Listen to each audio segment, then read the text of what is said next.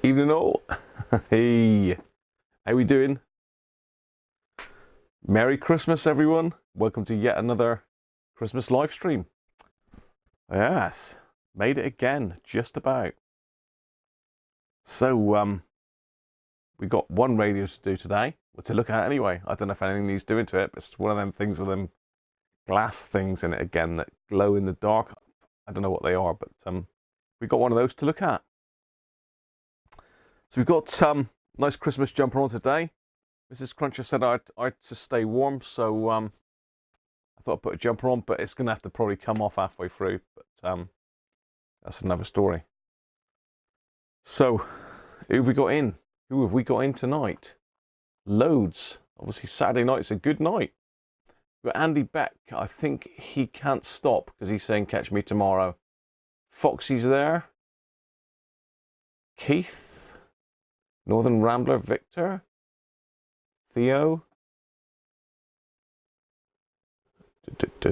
Theo, Gary Cooper, evening Gary, Bretsky, Brett's in, Paul Cody's, Chris, all the gear, no idea, David Roberts, who else have we got here, who else have we got? Stephen Devereaux, evening Stephen, even Stephen. I think, is that everyone? Doug McCartan, evening Doug, Graham Townsend, hi. Hi Graham, that seems funny saying hi Graham, it sounds like I'm talking to myself, doesn't it? Well, we've got another Christmas live show today. Evening Clive, Superbike Rider. Yeah, we've got another Christmas live show today with all the usual things. How long it's going to last, I don't know. Mrs. Cruncher's out on her work's Christmas do today. So I've got to go and pick her up later. So I've got to ease, can't really drink as such. I can have a little one, but that's about it. That's all I've been doing this week, to be fair. I've not been up to do much drinking. Evening Lee. Oh, good man. So yes, we've got one of these radios with the glass things in it today to look at. Not sure what time Mrs. Cruncher's going to be heading back, but if I get a phone call, then I'm gonna have to dump and go. So I'm hoping to sort of like wrap this up around about 11, possibly. Evening Timothy, I'm sounding better. Yeah, it's a bit strange, isn't it? I mean, I'm not going to say anything because at the moment it's okay. But once you start coughing, that's it. It's a downhill road really from there on, and it'll get worse and worse as I go. But I've just had some cough mixture. So fingers crossed, we're all good. So yeah, that's pretty much the plan of attack today. So it's not going to be a mega live stream like I thought it was going to be. I forgot that Mrs. Cruncher was going out, so, you know, 11 in the morning. I'll leave the stream open for you. You can do what you want, but I'll just leave a camera on somewhere, and you can do what you want. The thing is, it takes me about 45 minutes to get in there, George. So it's a fair drive into the big city. 29 on deck. All right, good. Let's dive in then, shall we? So of course you're going to need to endure the Christmas radio because it is Christmas after all, isn't it?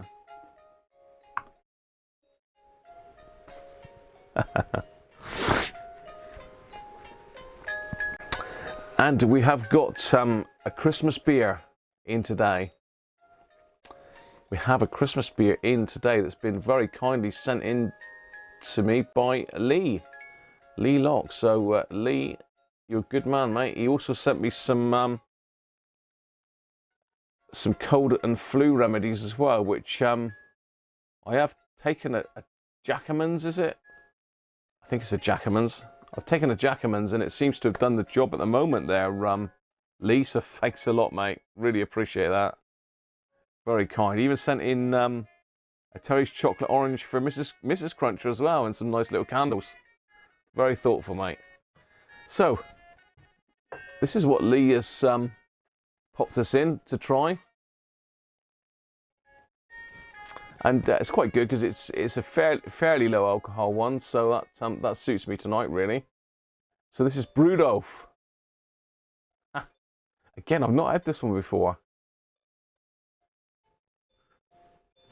Yeah, brewed oaf. I've actually got a brewed oaf t-shirt, haven't I? But this is by Witchwood Brewery. And I haven't seen that one in the shops, Lee, actually. I've not seen that one in the shops, so a little bit different. A little bit different. What have I done now? What have I done now? Hi, Simon, how are you?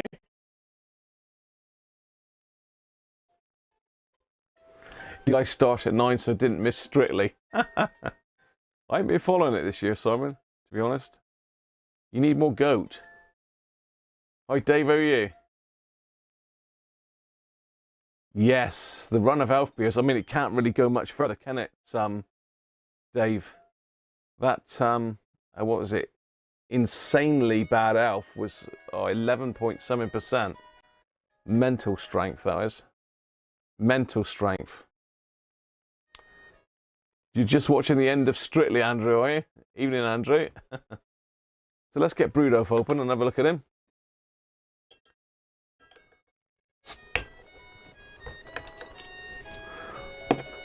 I've also had presents today from Chris. All the gear, no idea. Oh, okay. Mrs. Cruncher's fireplace not lit. Goat moment.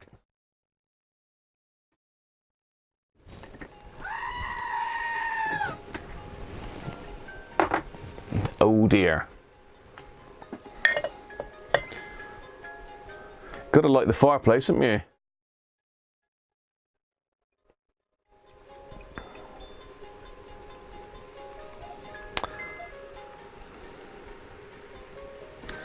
Yeah, so I've had some presents in from Chris as well, so we might have a look at one of those tomorrow on the stream. Assuming I survive tonight's stream. So there we go. That's a nice colour, that is. Have you tried this one, Lee?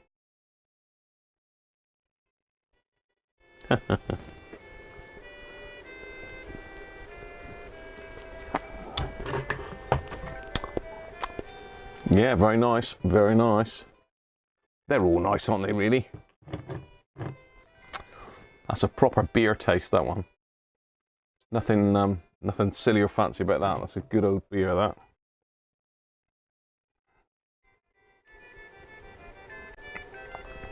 A crisp, zesty nose with light aromas of pine and dried fruit. Well, I don't think I'm getting any pine. A golden glow, delicate dry finish that will lead you back to the bar. Mm.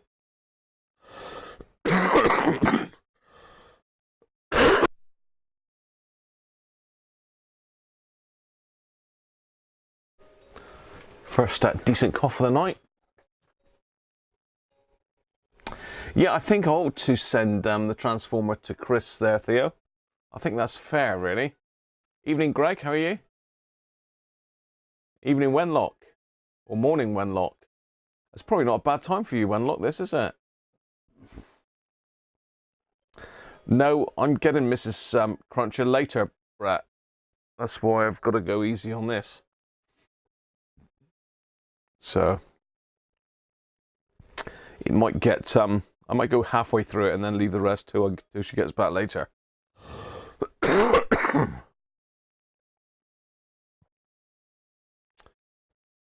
Okay. Let's do a bit of rearranging.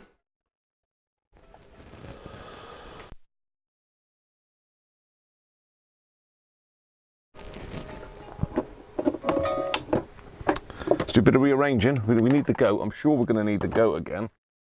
There's no point putting the goat back because I am going to need that again.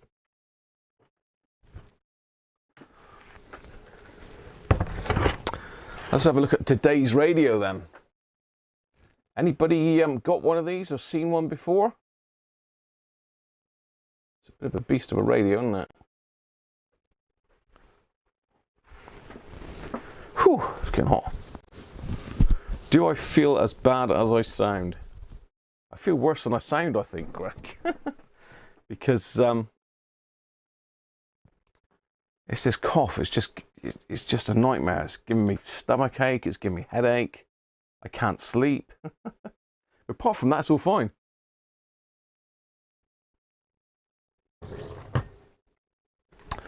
I've had to put off a trip to my brother's on Monday because I'm just not going to manage that at all. So, Everready Sky King, unusual looking radio. When I first saw this for sale, I thought someone's recovered this.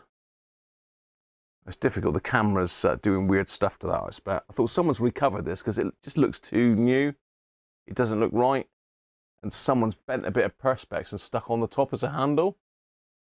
I thought, you know, that probably would have had a leather handle, really. But I was wrong on both counts, actually. It's a very unusual design for its day. I'm not sure exactly the year. I did try and upload that from the cloud earlier, but it was doing some strange stuff. We'll see if we can pull it over in a minute.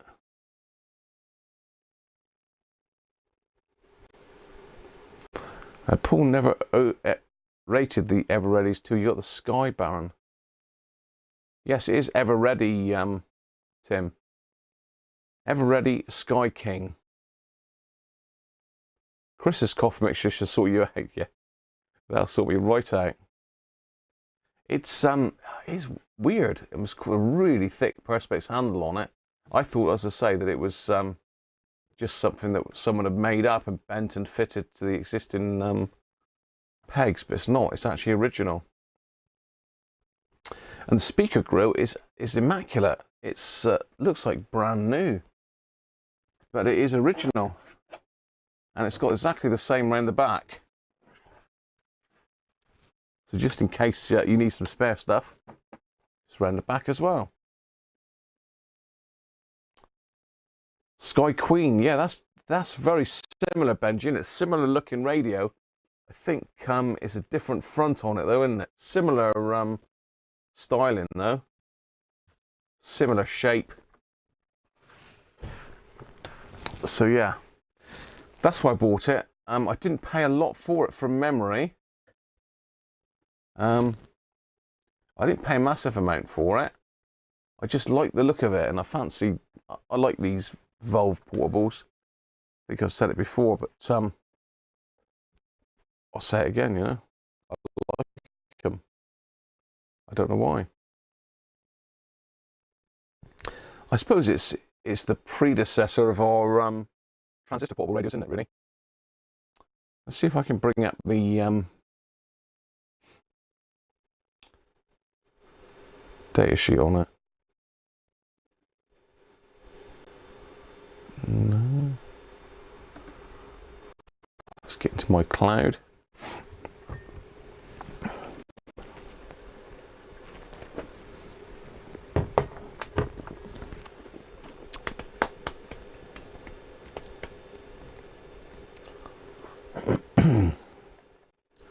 So iCloud's decided to go on a go slow.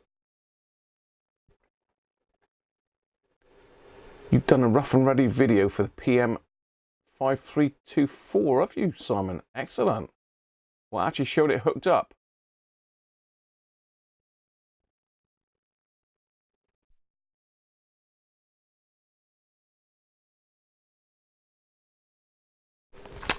That's better. I'll try not to cough your ears off if I can help it.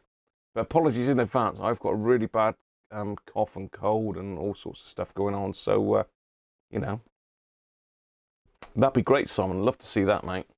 I should be looking out for that. I've been catching up with some of Chris's YouTube videos today. Mr. All the Gear, No Idea. Some great videos on there. And I'm 2 months behind. I didn't realise how many he put out recently. So well behind. So I am catching up on those, Chris. And anyone else? Chris, All the Gear, No Idea. Well worth watching. And also, forgot to say, Mr. George Christophe. Notification today, 1,000 subs. Well done, George. Big hand for Mr. George Christophe. 1,000 subs. If you're not a subscriber, you need to be. Great channel. So there you go. Good stuff, George. What's going on here? I want the main camera, I don't want me back on again.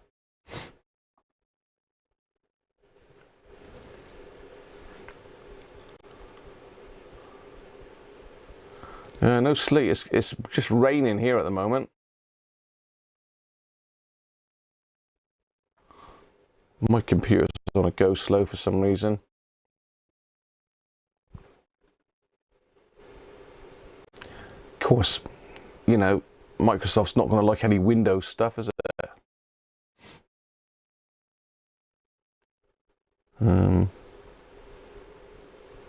No, it's decided not. It doesn't want to give me the schematic for the Everready Sky King. So there you are.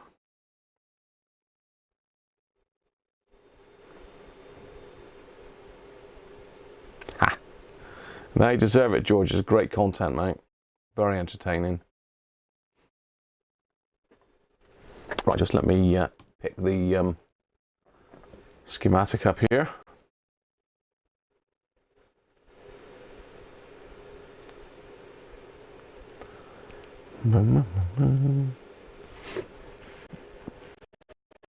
Okay. Let's just... Oh, Radio Museum keeps kicking me out. Doesn't like me at all.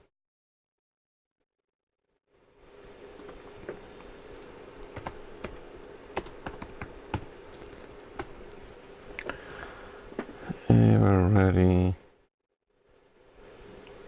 at the UK show. Sky Queen.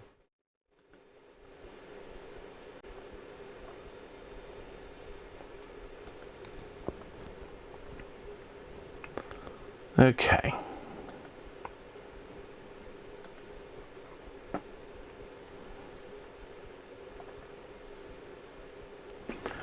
Right, let's chuck you onto my, let's get rid of my picture. Let's chuck you onto my desktop.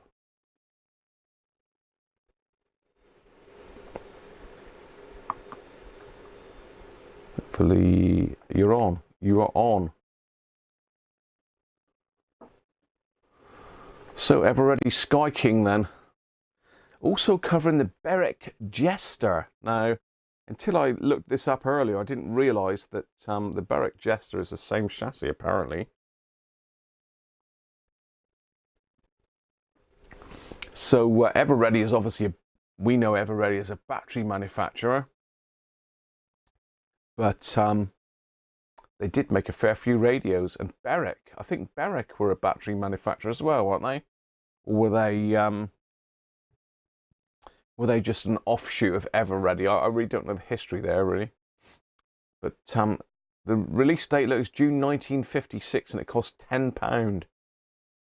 So someone someone out there's going to have the inflation calculator and we'll work out for us what £10 in 1956 would cost these days. Quick cough a minute.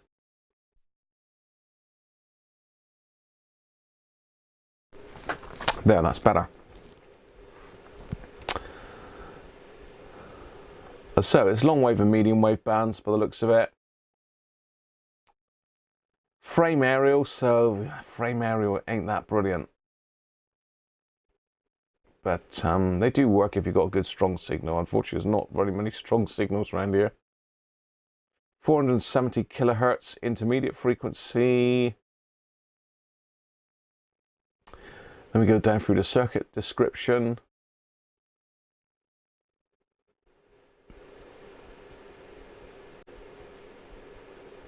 Alignment, capacitors. Now here's the schematic on it.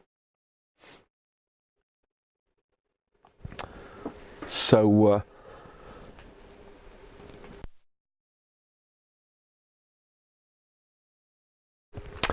once again, we're probably going to need to look at C25 because that is the output grid coupling cap.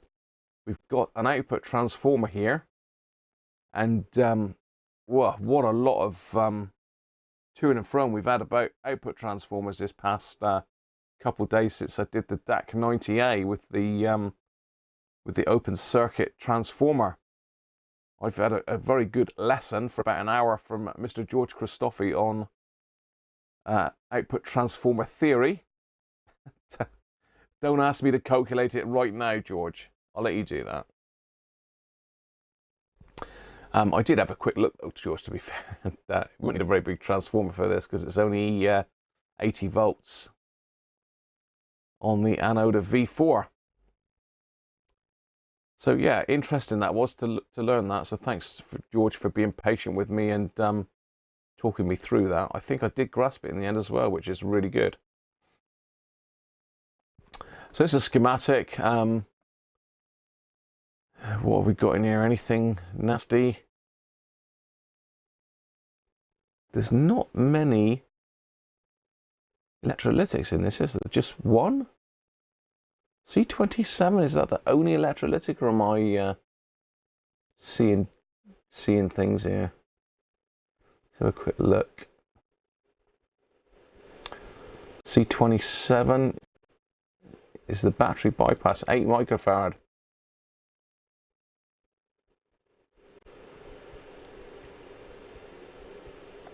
It looks like there's only one electrolytic in the whole set. So caps we need to look at then possibly are C25 and C27. Anybody got any ideas for what else we might need to look at?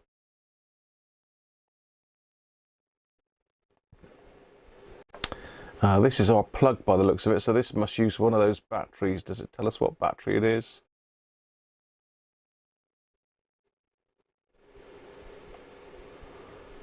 Let's see if it tells us what battery it is. No, that's it. Continued in column 1 overleaf. Let's go to the other documents.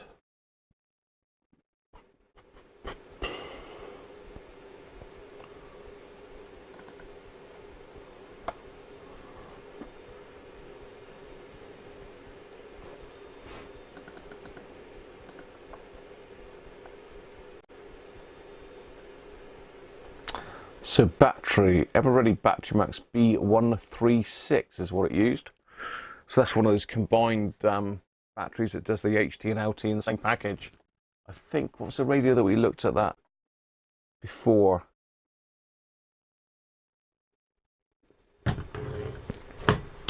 We looked at one recently, didn't we, that had that same battery in it. So valves then, this is V4. And we've got 82 volts on the anode, so we should be okay, provided that that capacitor is okay, i.e. C25. Right, let's get back onto the main screen. I've got the hang of doing the full screen now, so that should hopefully be a bit more usable for you. Oh, so Berwick is the same company then, right? You got a different sheet for me on Facebook, Paul. So I'll pull that. It's like a pinstripe, the speaker, isn't it, Lee? It's like pinstriped. I mean, I can go in a bit closer for you. It's a herringbone sort of pattern. Really nice. And as you can see, it's immaculate. It's not faded. It's a really dark brown still. Yeah. George can see the one to change. Yeah, I got it. C25.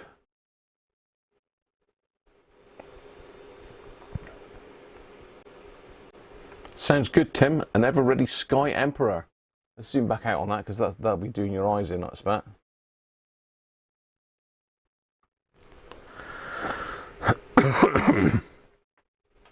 Hi, Jeff. How are you?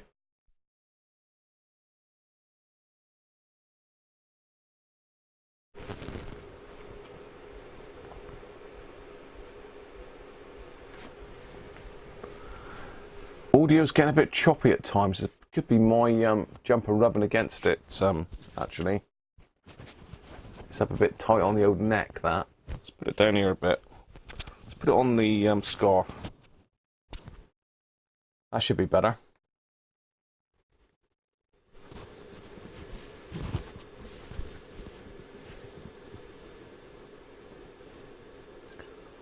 Or are you on about the radio audio, Wenlock?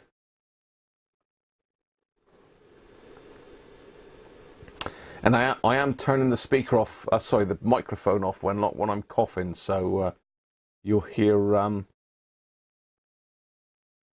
the microphone go silent from time to time as I do the coughing, rather than in your ear, because that's the sort of guy I am. It is a nice radio, isn't it? So anyway, the story continues because I got this radio and I thought, oh wow. I looked it up and sure enough, it was original. So I thought, wow, I've got a great looking radio here. It's in good nick. I mean, there's a couple scuffs on the side. It's been bashed by the looks of it. Hopefully that wasn't me. I wouldn't have thought it was me, to be fair, because this one's been up on top of my display cupboard. So I thought, let's open it up. It's a battery radio. It's a battery radio, but we got a lead coming out of it. What's going on there then? I thought, hang on. We have a lead and a 3-pin plug, but it's a battery radio. How can that be? So shall we have a look?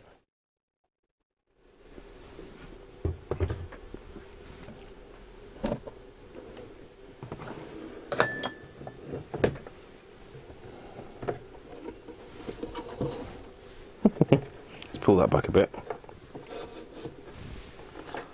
I noticed anything in there that probably shouldn't be there? Nope.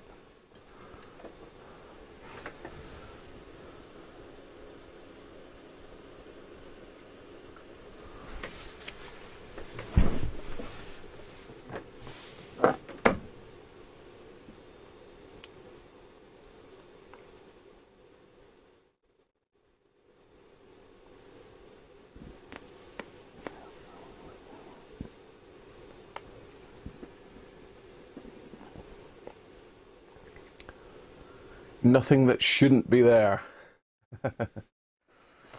It's a shame.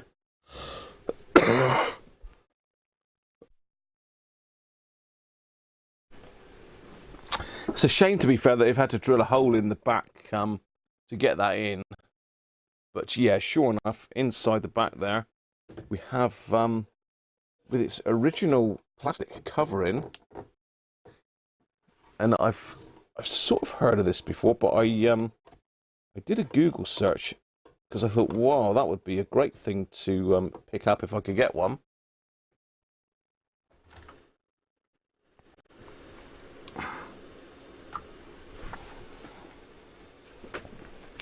Let's get that light off a little bit. A little gem Battery eliminator. Made by Anode Electronics down in Plymouth. So it's quite close to me. Plymouth's about an hour and a half away from me.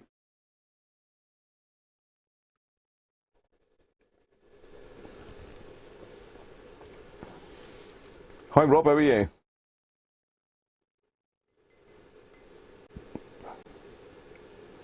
Yeah, Theo, hopefully it's not been bodged, but I don't think it has. I've never had this out the chassis. I have powered it up. Hey Sean, how you doing? Mr. Man Cave. Mid motorcycles. I don't think they are, Greg. I looked it up and it's a well-made thing, isn't it? We'll probably whip the cover off of this one in a minute. Or should I whip the cover off though? Because you're looking underneath, we've still got the original seals on it, so it's never been opened. Guarantee void if the seal is broken. And it's still got this plastic film on the aluminium, look. Still got plastic film on the aluminium.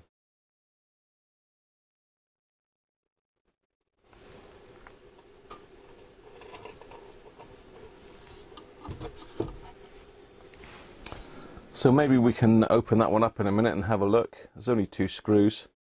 Shame to void the guarantee really, but I think probably the guarantee's out. So here's our multi-pin connector, which the battery would have been connected to. Let's see if I get my hand out of the way.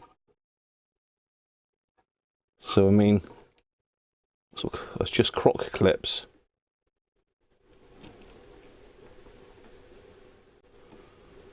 So we can measure the voltage coming out of this thing just by probing this, which should be quite handy.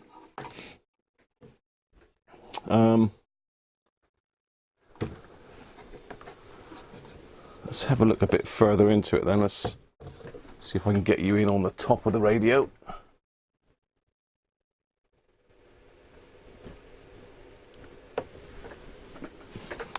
There we are. I think that's all of it in shot. Pop our light back in again now. Serial number then is 30517. So we've got a load of brass trimmers down through here. These are these little low voltage valves. It's a little bit wonky.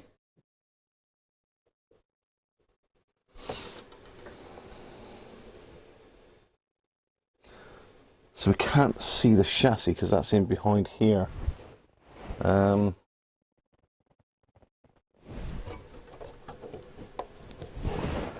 we'll have a look in a minute and we'll pop it out the chassis for a look. But shall we pop it out first and have a look to see if any work's been done on it?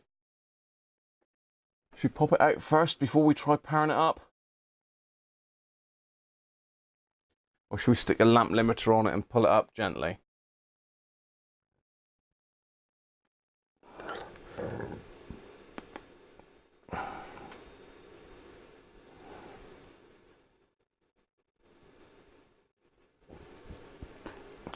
Yeah, apparently I can't take night nurse. Allegedly, according to the chemist, I'm not allowed to take night nurse because I'm on blood pressure tablets or something. I don't know. You know.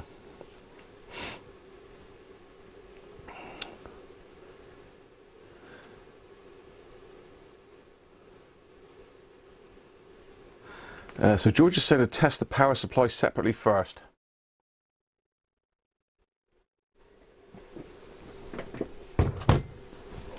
So let's have a quick look.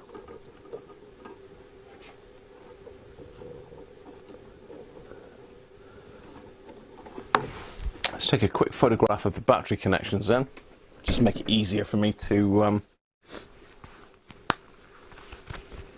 reconnect without having to look at the instructions. Let's take a quick picture of those in relation to the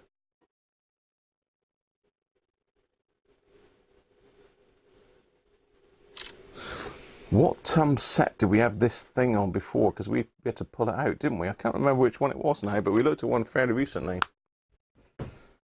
Right.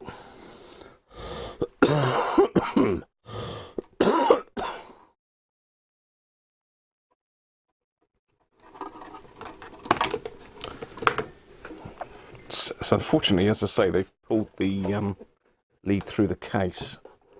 See if I can get a bit of slack here.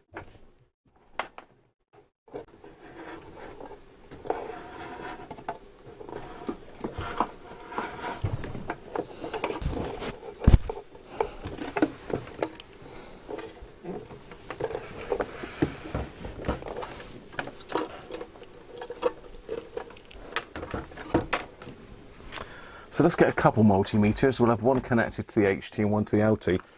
I take it I don't need to give this any load at all, do I? I'm not going to do it any harm.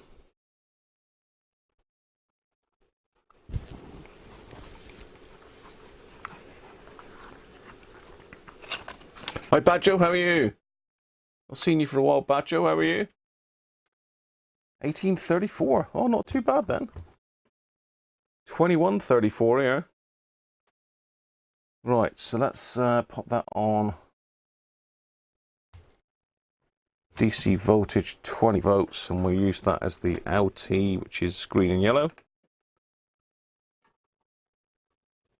Yellow is a plus.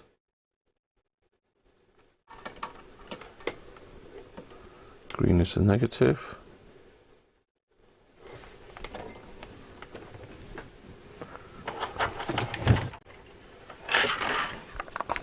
Now, how am I going to do this?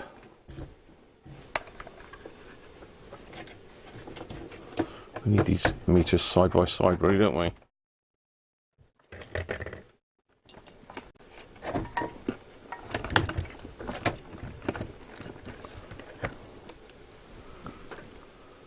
Ah, there we go.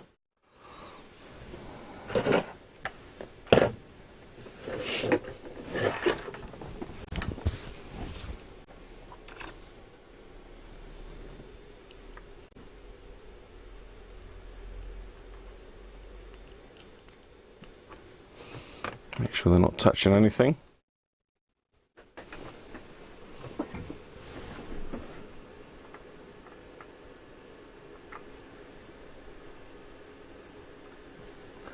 No, it's probably, I don't know, it's certainly not a P45 because that was a main set.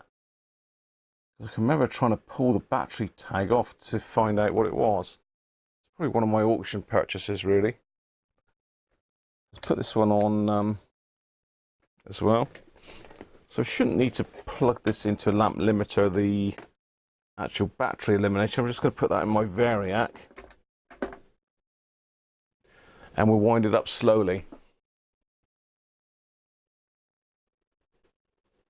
So we've got HT on this one and LT on this one.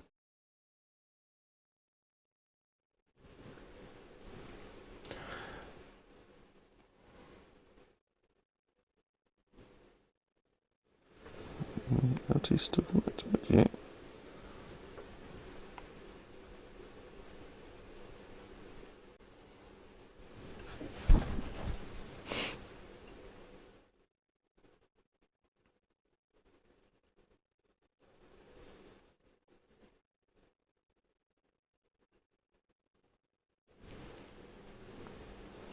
So let's have a quick look what HT we're looking for on this. Let it sit there for a minute. There's obviously 90-volt battery, isn't there? Possible. I assume it's not regulated in any way.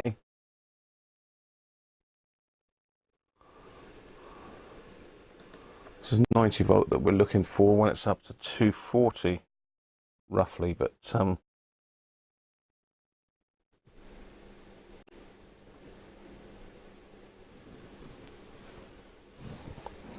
I'm up to 200 volts now. It's drawing 10 milliamps. It's not drawing a lot, to be fair, so it's looking good. If I get you down, now you can see what I'm up to down here as well. Let's put that picture in picture.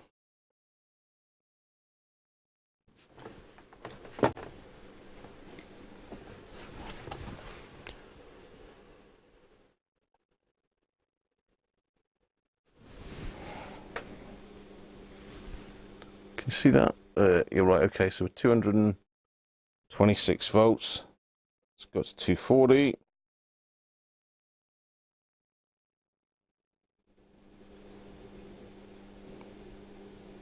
Again, this ain't the most accurate thing, this one. You can see we're only drawing 30 milliamps, so really that should be fine.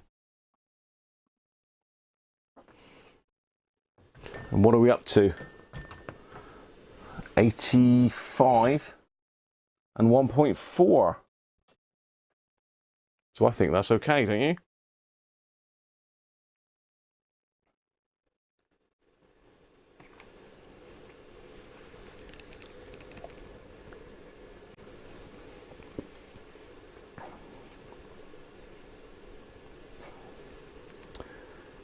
The LT output from the gem, it's 1.375 volts. Wow, that's pretty bang on then, isn't it, Paul? Pretty bang on. Let's have a quick look at because Paul sent some stuff over on the Messenger group,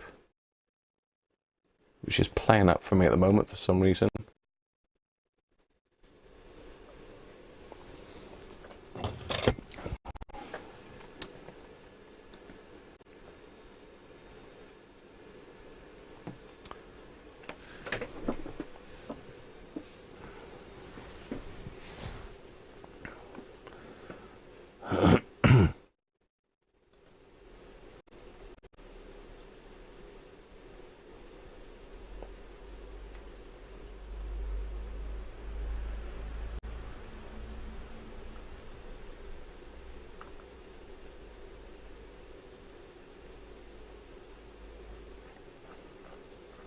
I'm not seeing anything there, Paul, unless you've sent it to me personally.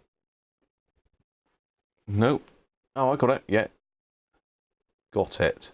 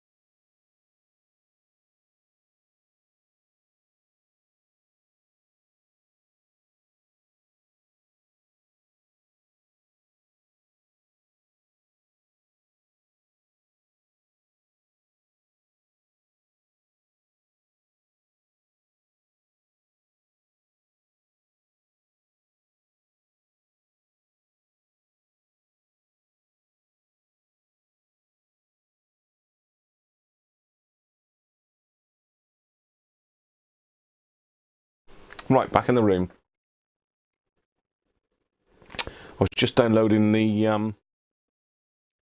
sheet that Paul sent through, so let's have a quick look at that.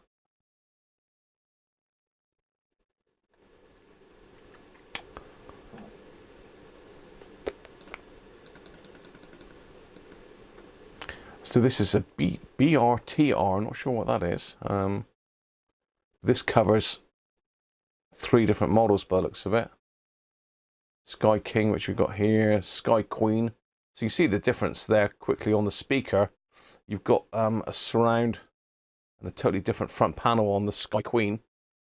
Top and the handle looks the same though. Sky Prince looks like that looks like a Bakelite tabletop radio, doesn't it? Really bigger one. Release date 1956, £10, whatever that is in today's money. I don't know if anybody actually did that. Much bigger schematic as well, which is nice. Yeah, much bigger. C23, 8 microfarads. Where's the output stage? So C21 is a grid coupling cap. And that is 0.001. So we might need to change that one. You never know. Right, let's get back to the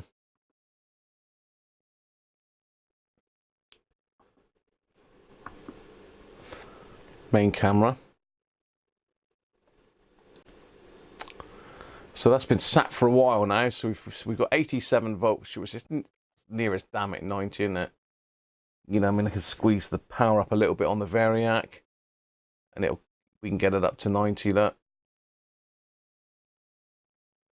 So it really depends on your incoming mains voltage, doesn't it?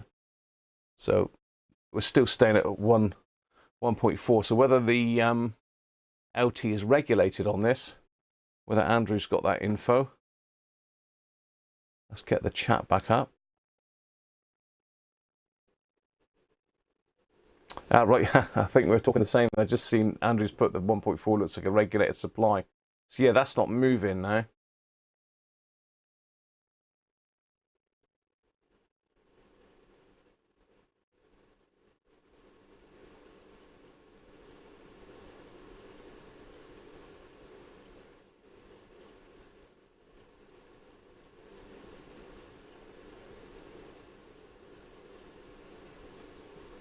No, actually, at the moment, Sean, we're not even connected to the radio.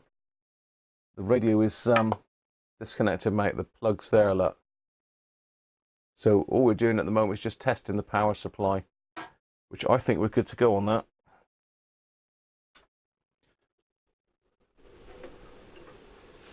So the HT's taking a while to discharge, look. Still holding 30 odd volts. I've turned the power off to it now.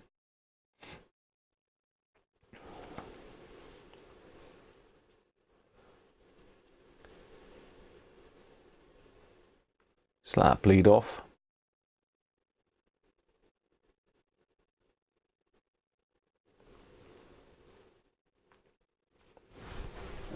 So we're going to throw caution to the wind and totally ignore the grid coupling cap. Is this what we're saying?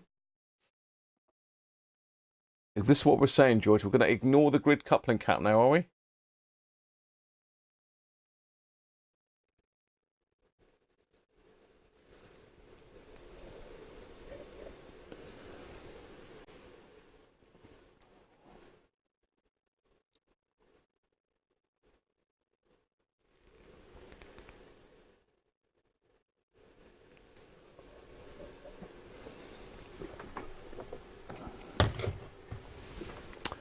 See what the outputs look like on load. Right, okay. We've still got 2.5 volts in there, but that's next to nothing. In fact, the multimeter's decided it wants to turn itself off now. It's had enough.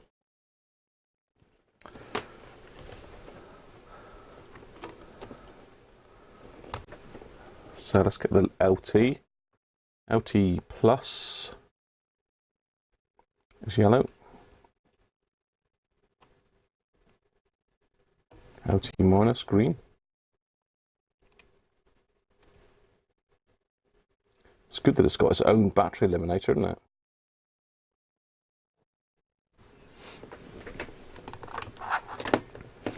So HT plus is actually marked on this connector as well, which is good. HT minus, HT plus.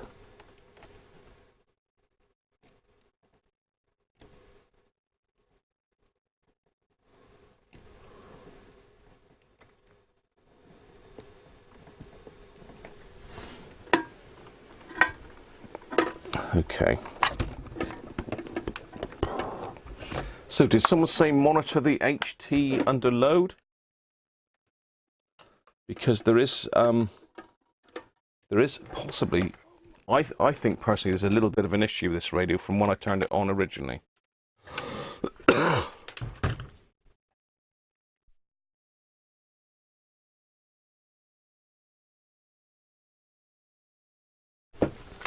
Yeah, when I first powered this radio up, I didn't think it had a lot of volume.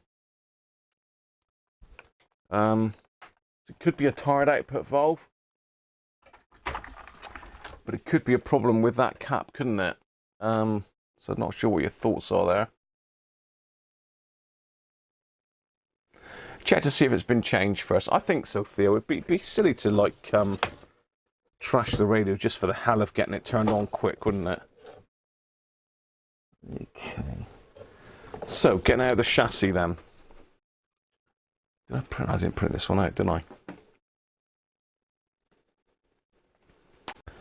Getting it out of the chassis.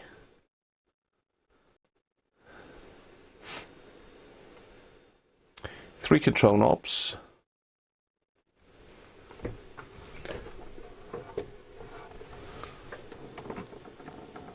Centered by grub screw, outer ones by spring clips. Oh, hell.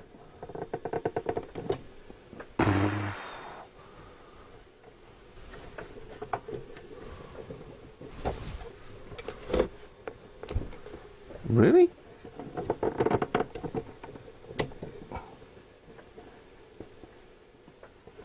Those knobs ain't going anywhere, people. I'm going to get them off in a hurry. Oh, got it. Flip back. Oh, that one's been glued on. They've been glued. Little sods. Look at that. Someone's glued that on.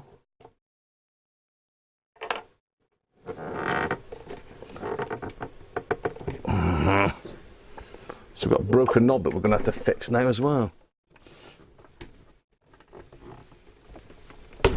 Oh.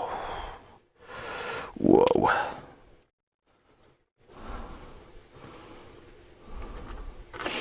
Yeah. That ain't good.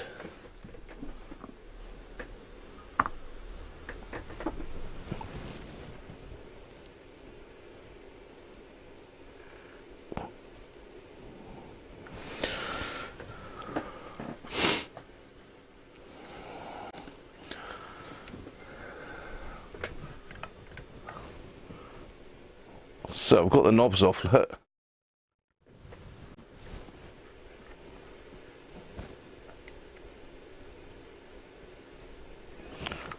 But that center one looks full of super glue. It's obviously pulled right out. Glue's pulled off of it. So we're going to have to fix that. It looks like that's going to be a car body filler job, but I don't even know if I can get that off. It's solid.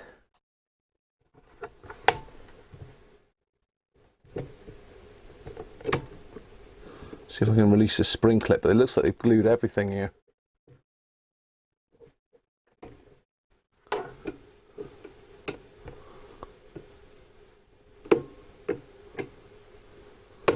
Yeah, the clip is glued in even.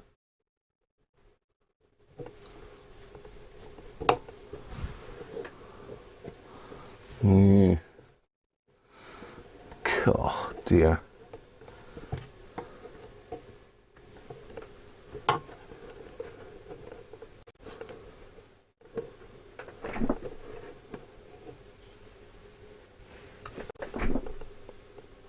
Yeah, not good, is it?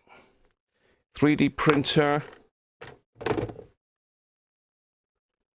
Possible, Theo. It's got this like knurled edge on it, which you can't do with a 3D printer because the resolution's not enough. Literally, they've glued that to the actual shaft. It looks like super glue to me. I'm just going to give it a bit of a wiggle, see if it's moving at all. It's not moving.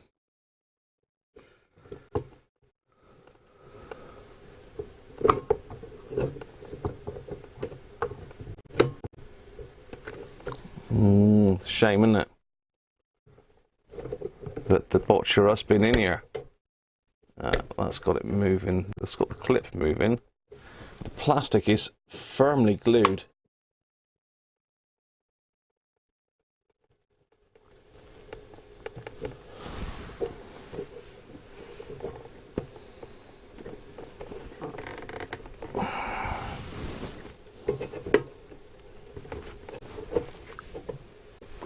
There's my little bits of plastic again.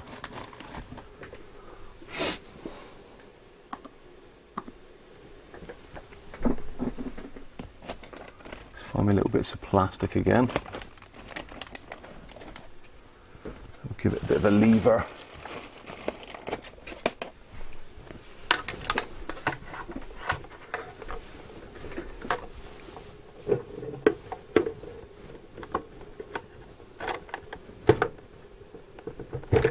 Got it.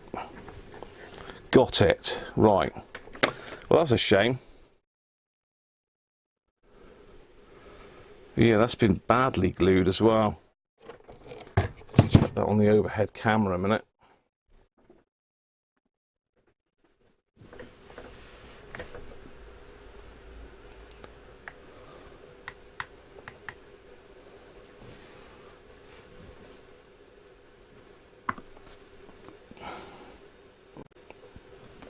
Can you see that?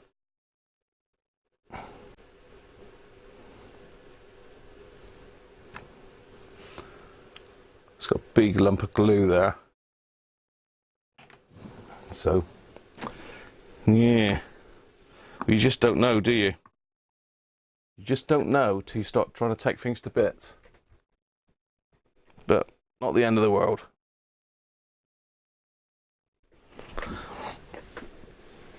Right, let's see what else it's saying.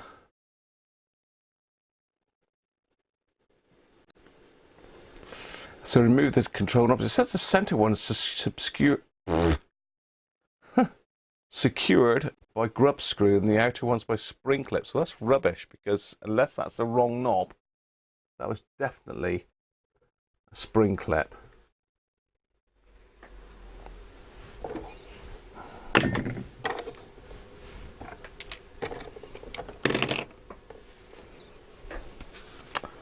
Let's just take this off a minute while we get out of the chassis, make it a bit easier.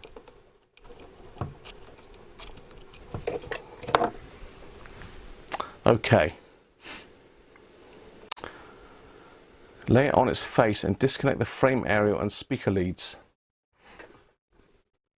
Let's get me rubber mat. Excuse me. Let's move all the lovely Christmas things back out of the way.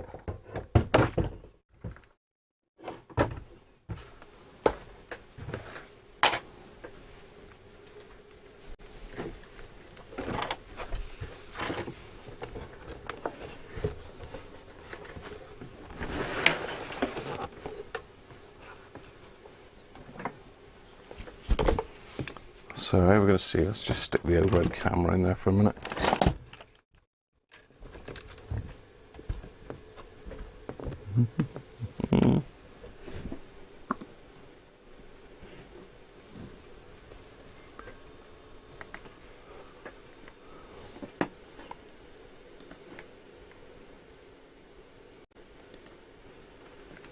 Okay. We reveal the right way out. Let's just zoom back out a bit further.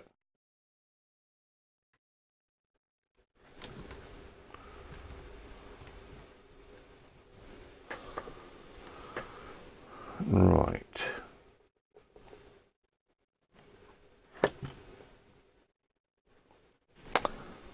So it's saying, might as well follow the instructions because I've never worked on one of these before. So disconnect the frame aerial and speaker leads and then remove 2 wood screws securing rear edge of chassis to cabinet.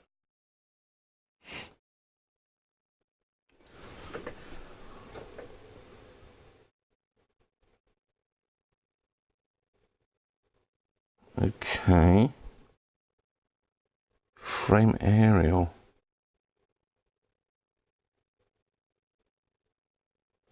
Frame aerial is right over here. I don't think you can see that, can you? Let's have a look. No, you can't. Let's go to the main cam.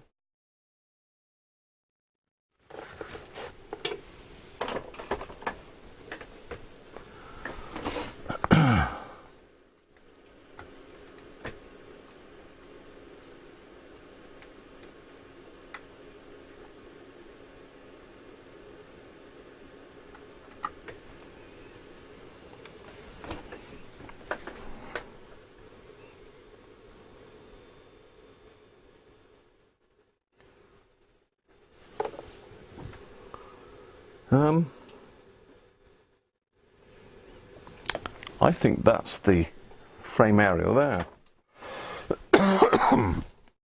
On these little springy wires.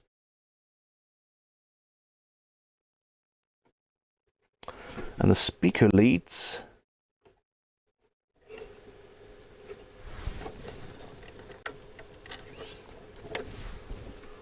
I assume I just disconnect down there.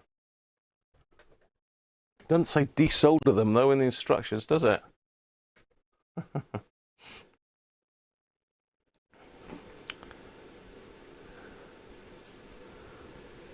A 3D the switch innards if possible. Yeah, good idea.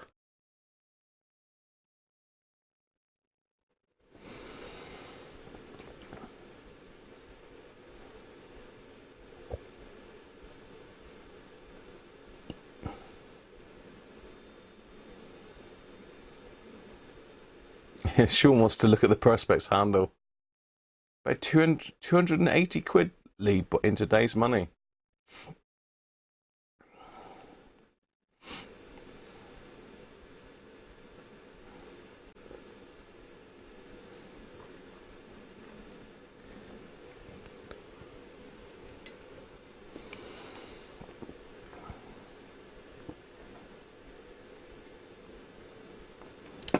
True, George.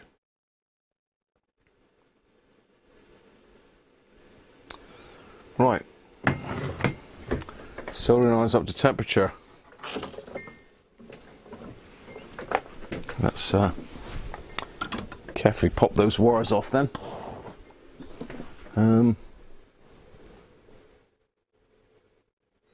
Doesn't seem to be anything special. Left to the left, right to the right. They are a bit sprung though, and they've wire wrapped them as well, I think. Yes, they've wire wrapped, certainly wire wrapped this first one.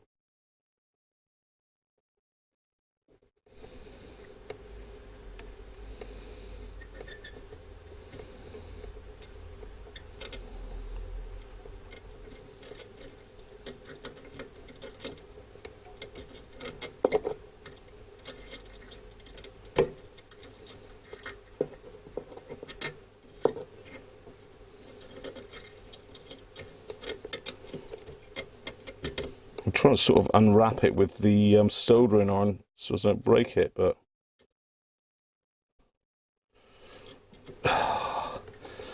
now they've wrapped it around more than once. Twice. 3 times. Oh wow, look at that. Managed to unwrap that one. I don't know if you can see that or not. This one looks like it's just pushed through, but a lot of solder on it.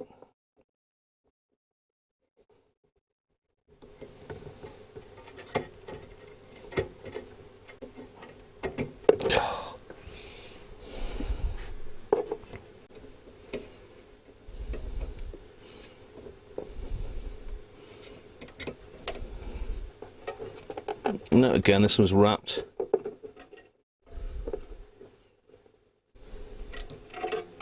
There we go. It's those two speaker wires. One.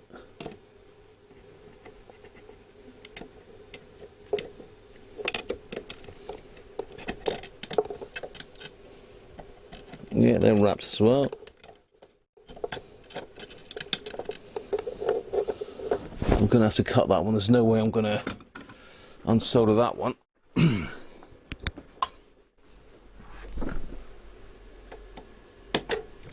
Okay. That's the frame area and the speaker wires undone.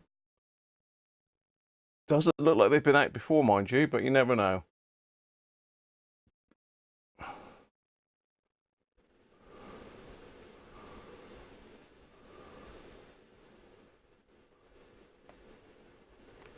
Hi Mike, how are you?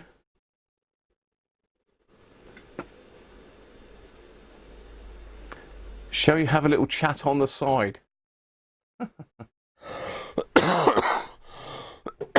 Oh dear. Am I boring you, Sean? Am I?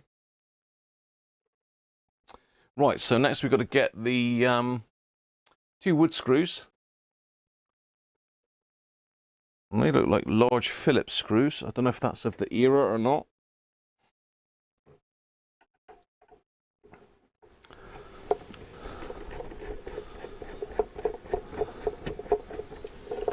One there.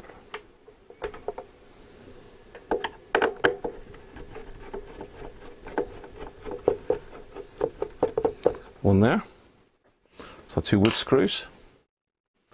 And 2 4BA nuts. If you even tell us what the nut size is, look. So BA2, 6, 4.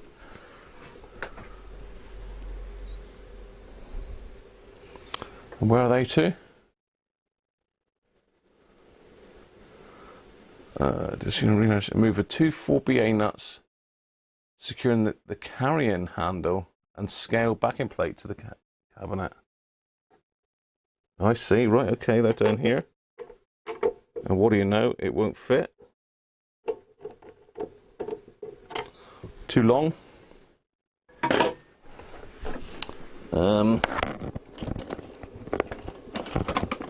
Find my metric, my imperial even. Sockets now. No, I ain't gonna find them in a hurry. So the universal nut spinner.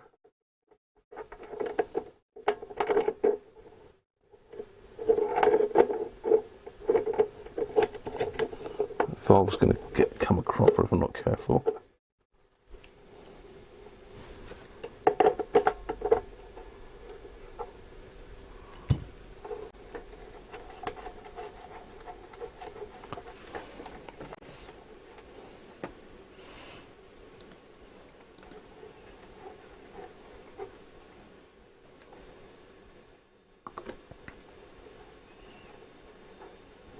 So I'm just undoing the nuts securing the handle.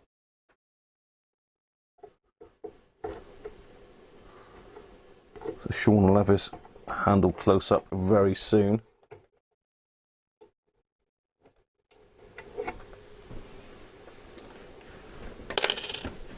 There's another one over here, over the other side. You can't quite see that, can you?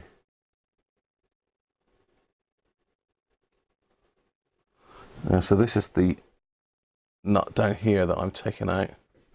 I've just done the one over this side.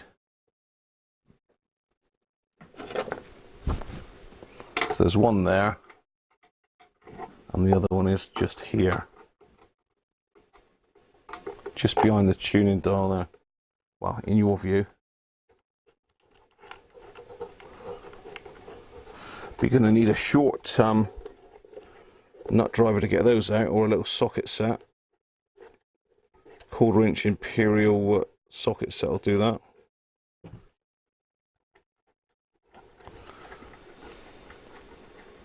Hi Bill, how are you? You had the Sky Queen years ago, mate, did you?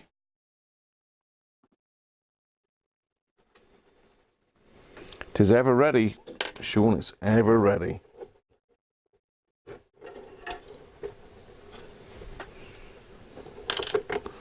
Right, so just pull the handle. There's a handle close up for you, Sean.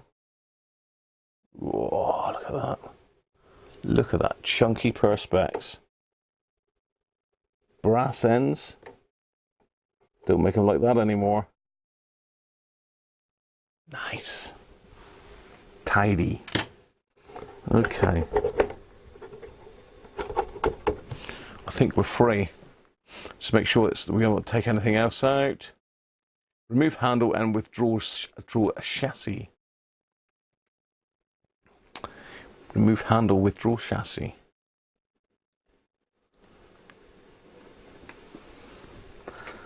So that should just lift out now.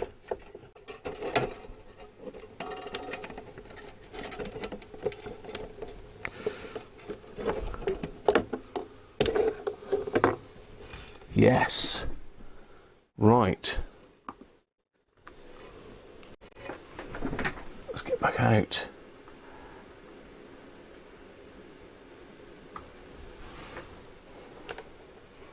Pop the chassis off the bench a minute. The chassis, the case, chassis case. Can I move that off the bench? No, I can't really. Let's move it back a bit then.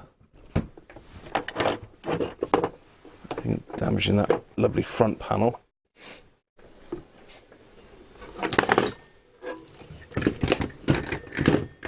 The goat's caught. We caught the goat. Oh no, goat, come back. No, no, no, no. Oh no. The goat's gone forever. Right. Let's have a look, see if anything has been done underneath here. Oh dear. Oh no, it hasn't.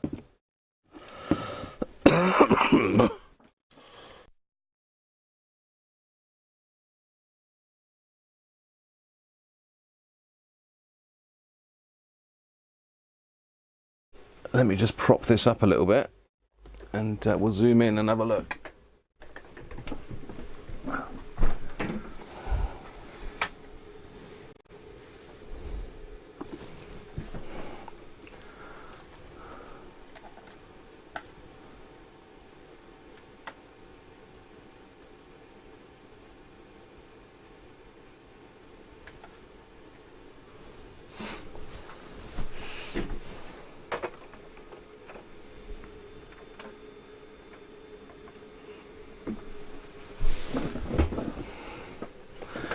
So what can we see?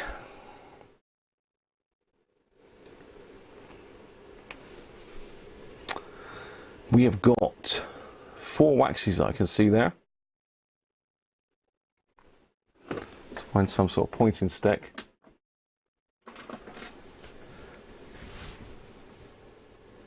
So yeah, 1, 2, 3, 4 waxies.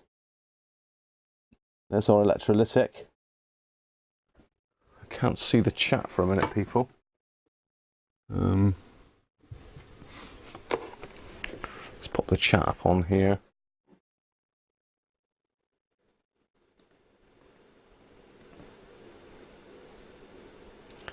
You're going to give me 2 and a used woman's slipper for it. And a bonus 1970 carpet.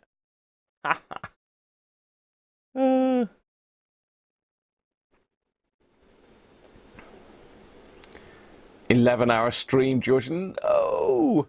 No! 50 minutes left. Right. Where is our pesky cap? Where is the one that we need to take out? Also known as was it C25? So C25. Where the hell is C25?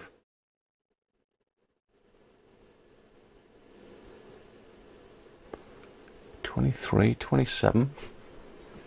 I'm just looking at the schematic here, people. Ah, C25. Oh. I think we might be okay. Because C25 is one of these. That one, I believe.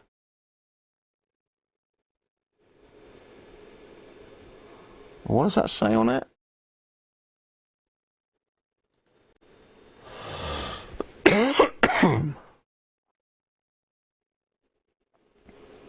Looks like 2K.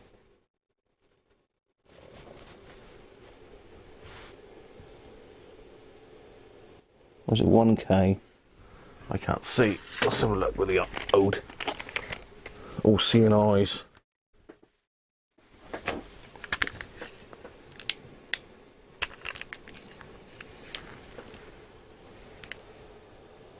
$1K. So yeah, nothing wrong with that. I don't think there'll be anything wrong with that. Unusual to see ceramic disc caps like that. Obviously early ones, but I don't know whether they'll be any good. What's the thoughts on those?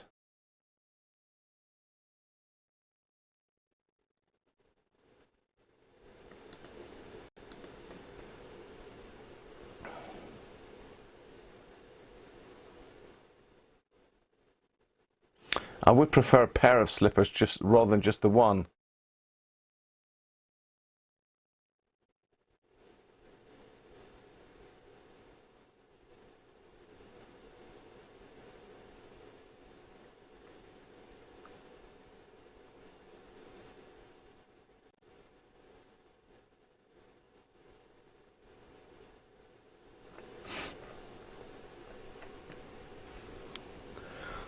So let's have a look at these other caps and what are they?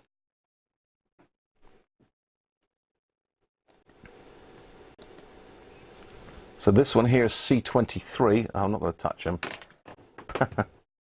This is C23.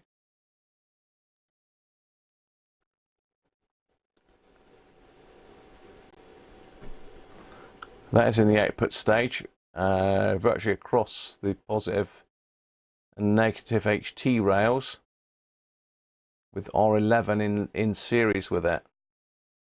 It's in series with a 4.7 mega ohm, so that shouldn't be an issue, should it? Really?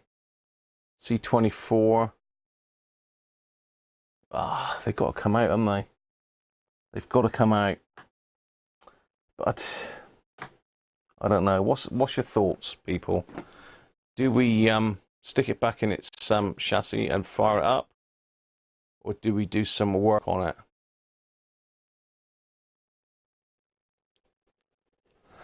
Stop faffing and get stuck in changing the caps. He wants your autograph on a picture.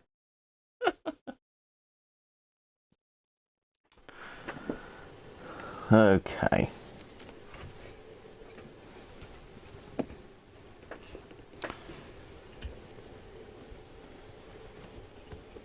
Ugh.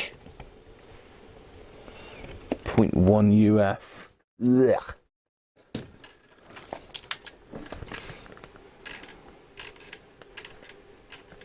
Hundred NF.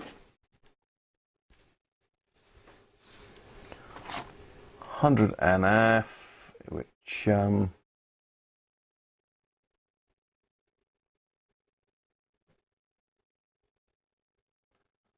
should be 104.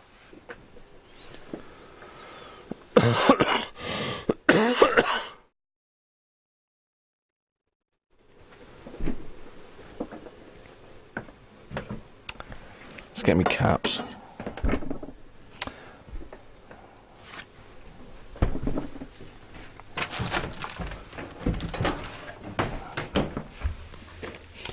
I really thought this had been done. You know, why go to the trouble of popping a nice battery eliminator in it and not doing all this? Well, not all of this. There's only 4 waxies in here. Shouldn't take that long, should it? Surely. Surely, George. Even with faffing, it shouldn't take that long.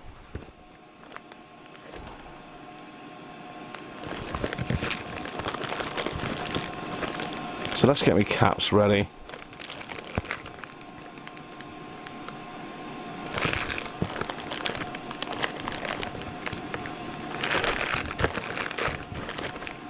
What's the bet in the 104s are right on the very bottom? The last cap I come to, that's bet. 223s.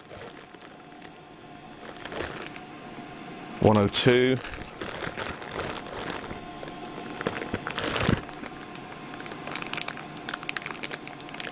$103,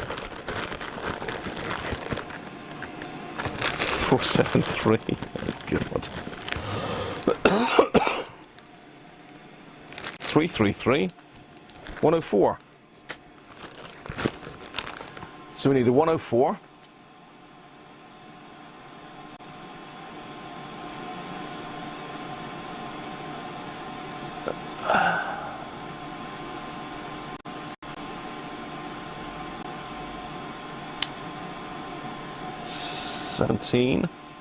C17,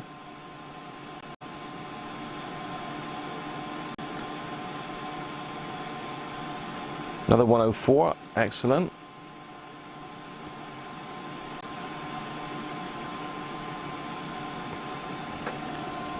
C4,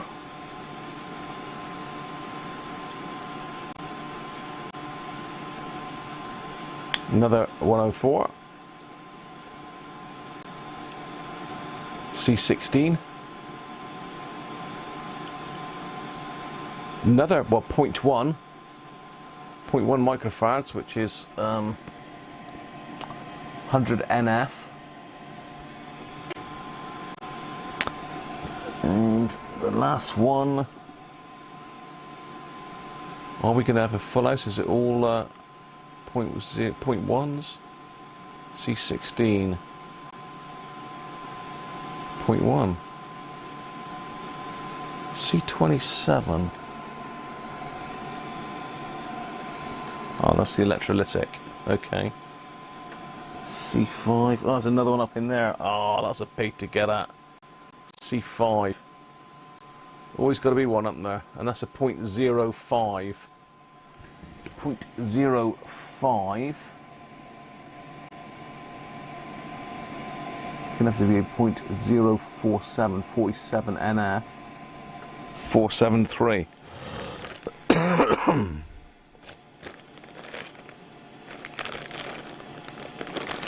473, right.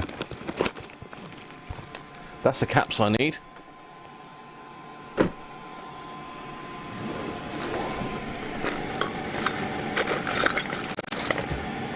Let's find all my bits and pieces.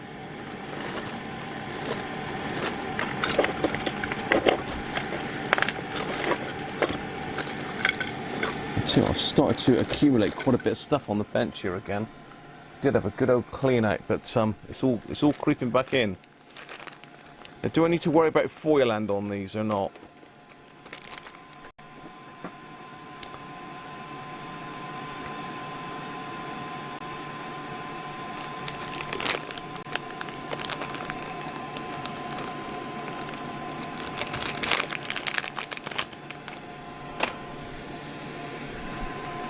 Do I need to worry about which end is the foil?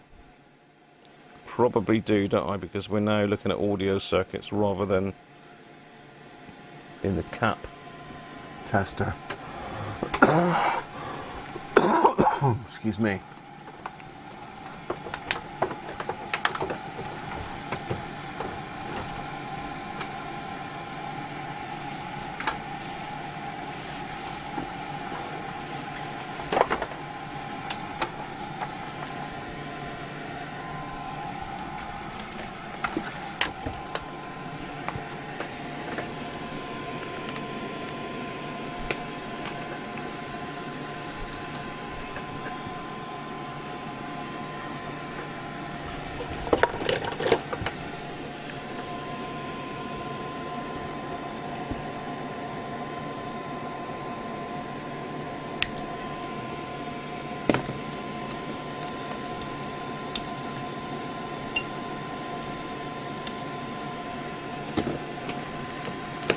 Right, let's just see if I can quickly do this on scope.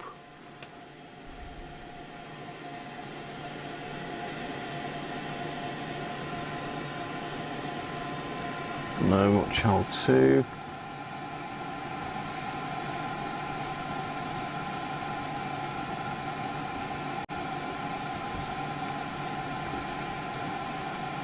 Auto set.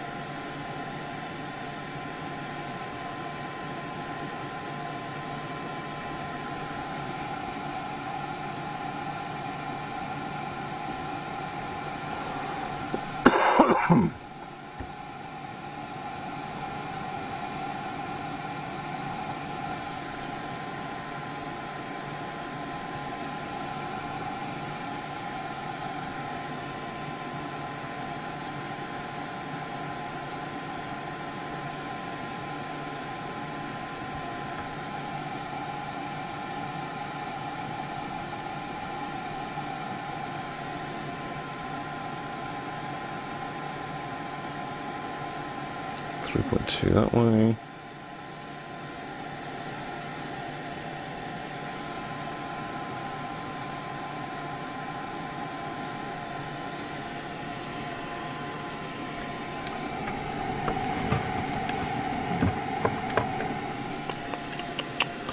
So I'm just having a quick look at which is the foil end. So I'll do 3 of these.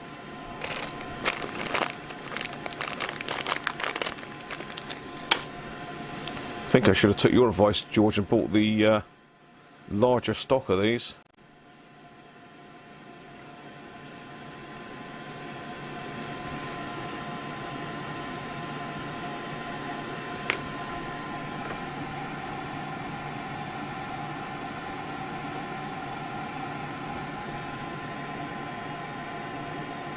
$12 that way.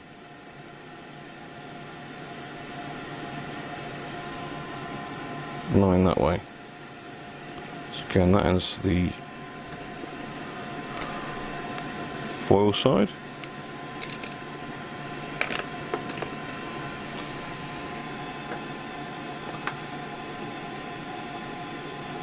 Hey Tony, how are you?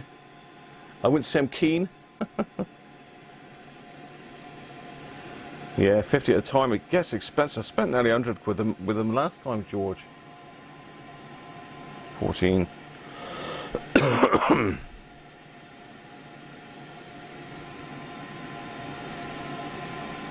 7. So yeah, all those three are foil end, the same as marked, and we want 1473.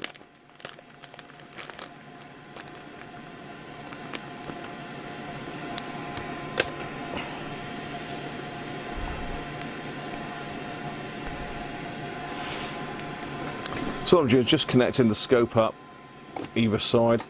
Got on a really fine setting. I'm just touching it to see which is the greatest peak to peak. So that's 9.7. Let's reverse it.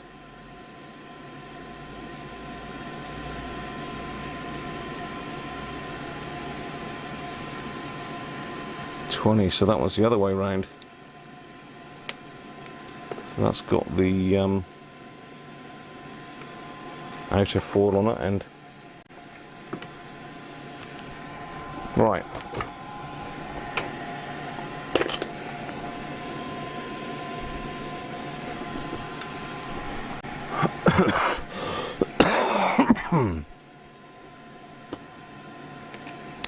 Okay.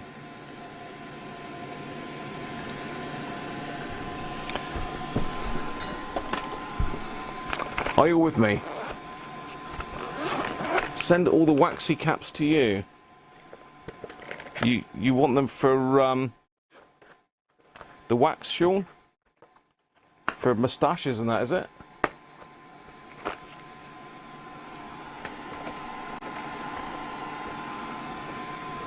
Yeah, I don't think we'll have time for that tonight, Doug, but something worth a try, definite.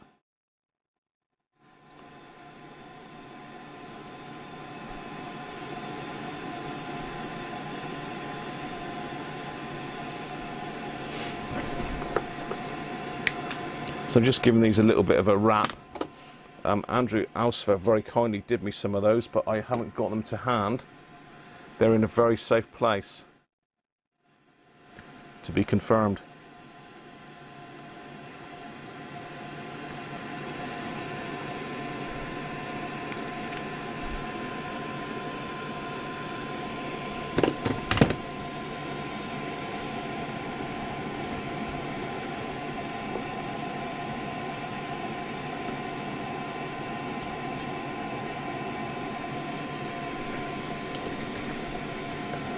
Don't want to burn these wires really, ideally. Let's move them out of the way a little bit.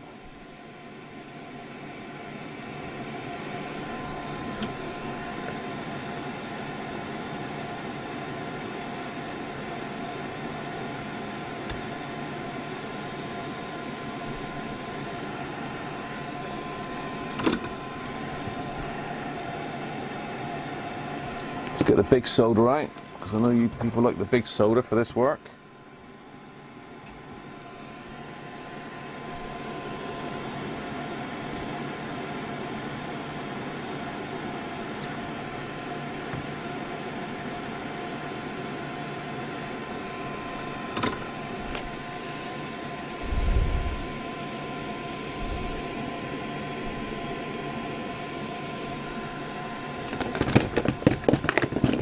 Blob of solder underneath there, let's just take that off.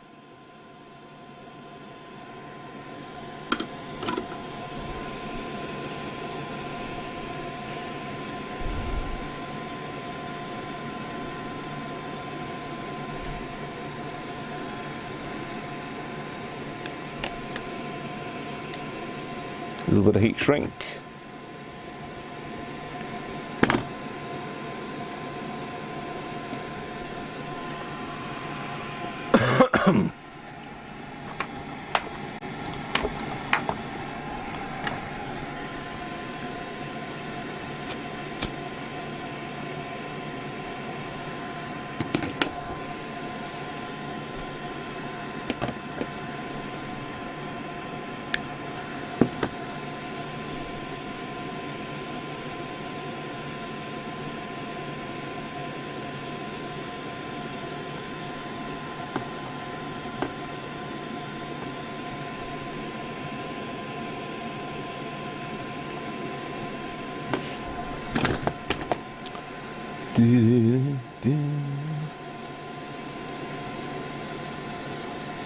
Let's see if we can give that a bit of a wrap around. Bit of mechanical strength there. I like it.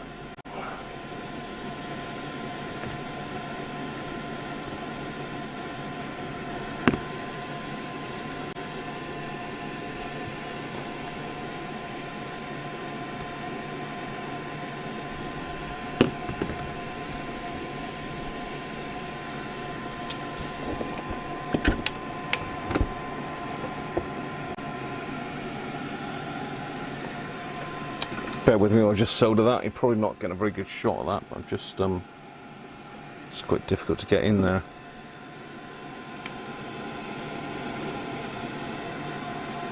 I put a bit of solder down again. I keep doing this. I put a bit of solder down and I can't find it again.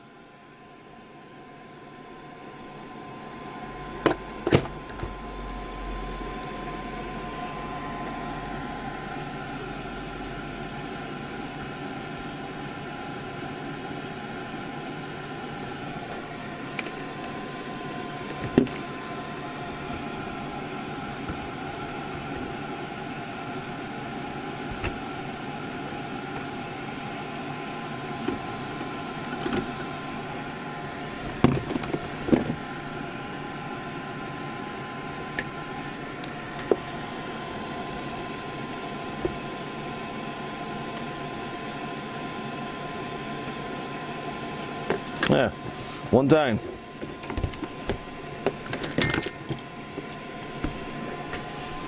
Let's just have a look, see what the camera's looking like.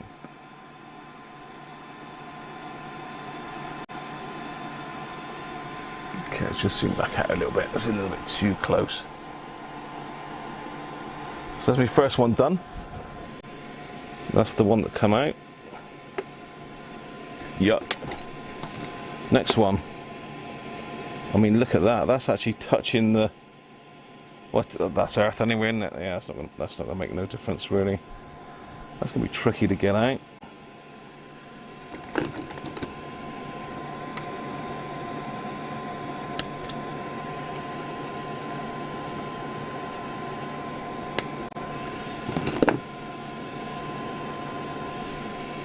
Certainly knit these in well, don't they?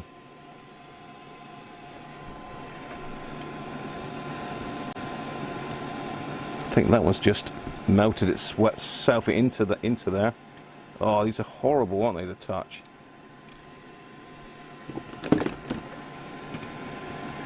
Come out.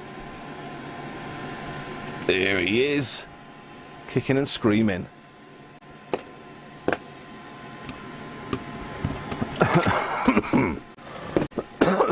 Excuse me. Looks like a black thing. What's that? What looks like a black thing, George?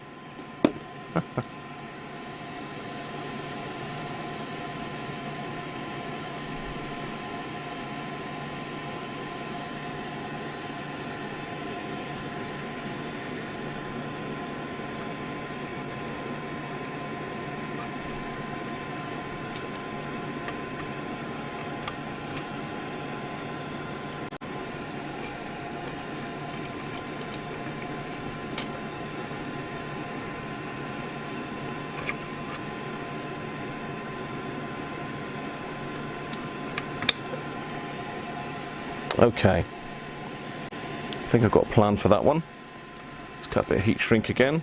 Let's go a bit longer this time.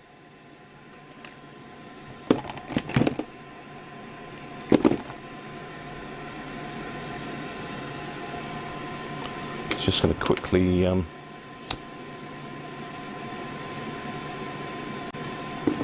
seal that. I said I was going to see what the camera looks like. Ah, George.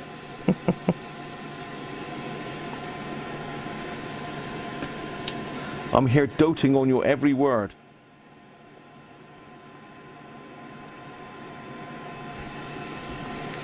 Right, I'm just going to stick a little bit of a coil in the end of this one. Again. Just to give it a bit of a better bite.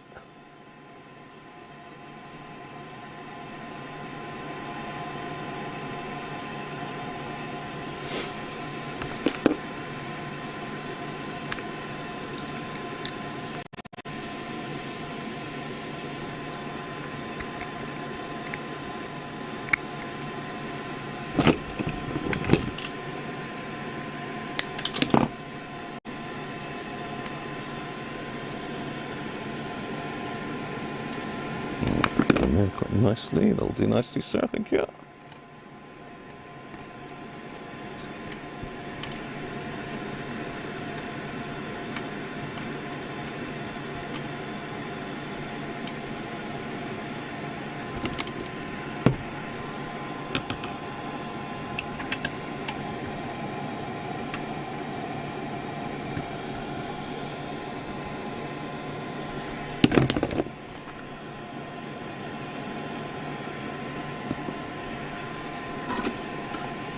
Right, solder the first end in. I've lost that bit of solder again. There he is.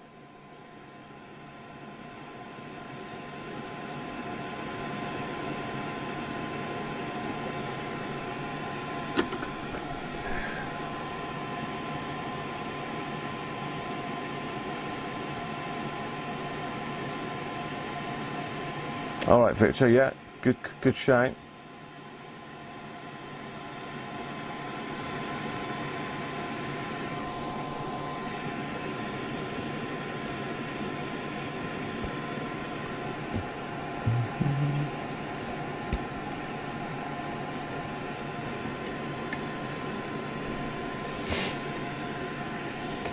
So let's pop the valve out of that one a minute, because we're going to solder directly onto the base. Is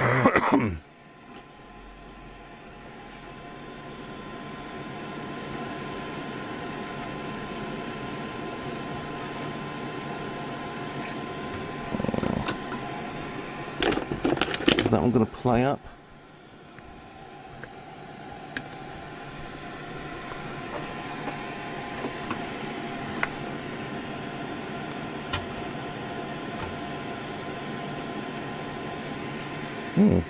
So that was just wrapped around that one, not through the hole.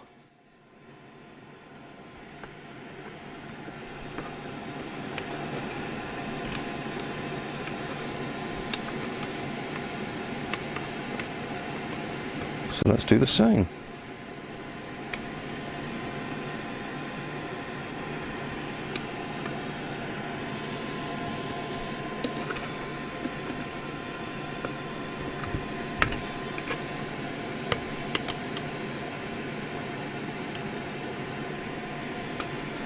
Wrap him around.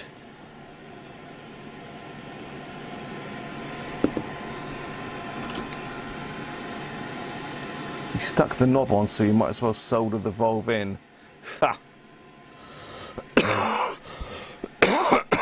No, Theo. No.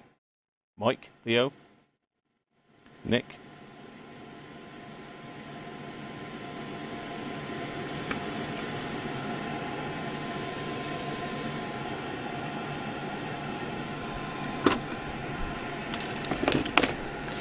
So this may well cure my volume issue.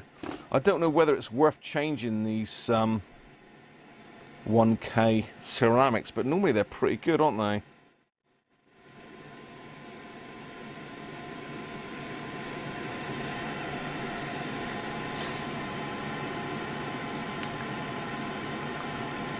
Hey, Mr. E, not very Christmassy tonight, really?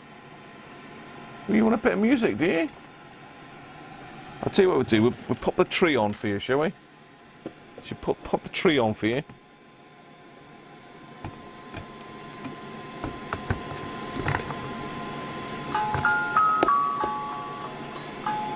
There you go. Is that better, Mr. E?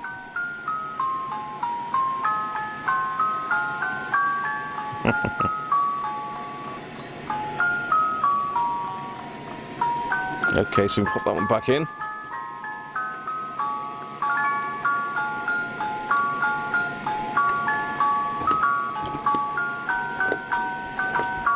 Two down, three to go.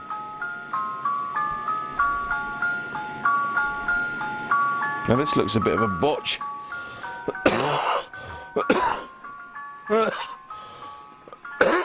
Excuse me.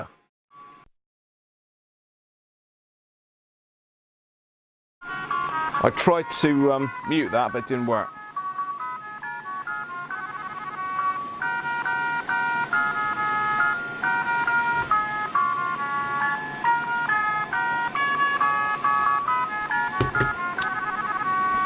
Right, this is a bit of a botch here.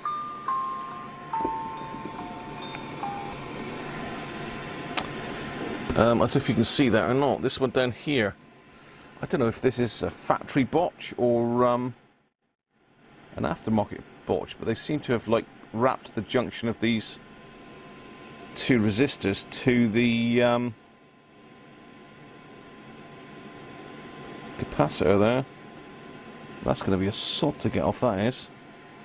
That's going to be an absolute monster to get off that.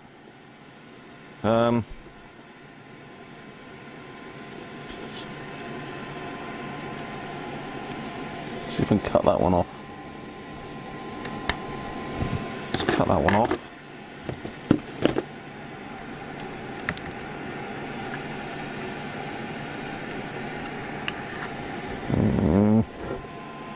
It's right onto this coil as well, that one, so can't really muller that one too hard.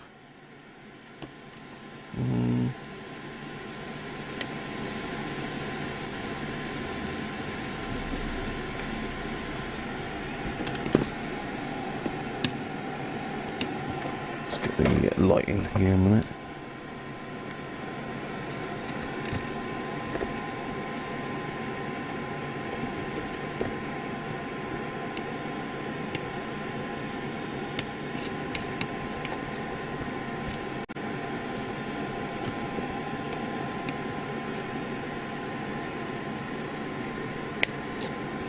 Ah.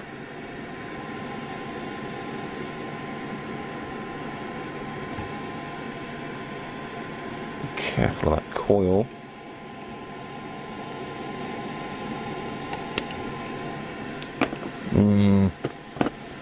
That ain't brilliant.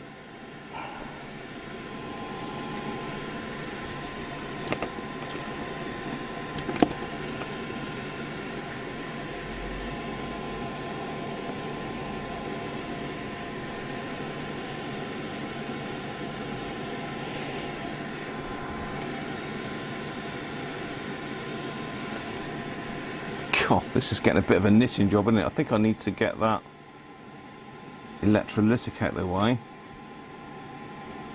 That's 8 microfarads. So I can probably get away with sticking a 10 back in there. So let's just cut that one. We'll change it. So that's our electrolytic in there. Get that one out of the way for a minute. Let's disconnect the negative from that one.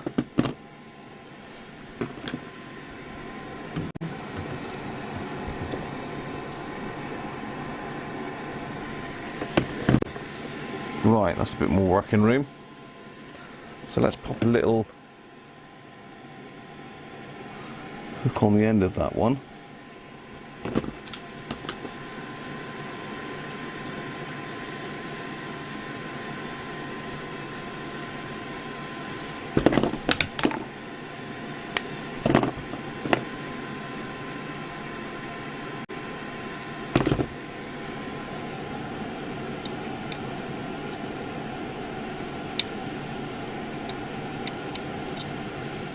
Oh, hang on, I've done it the wrong way round.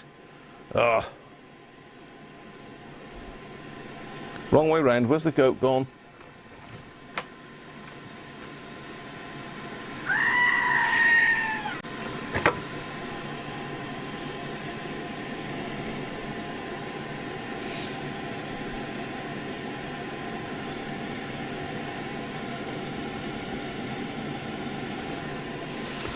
Yeah, George is desperately trying to speed me up. He's trying to bring me kicking and screaming into the 20th century.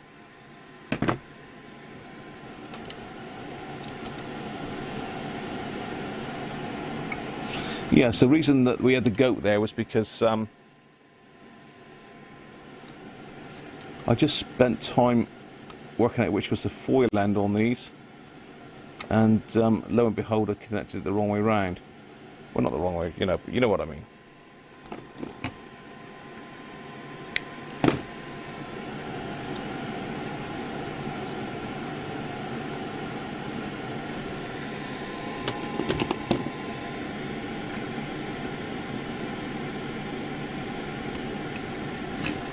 Okay, let's just crimp that one in behind.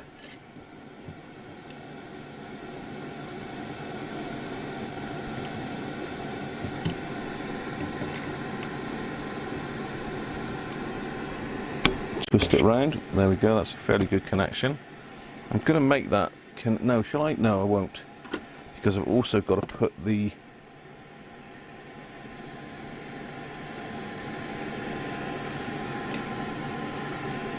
.05 in there as well.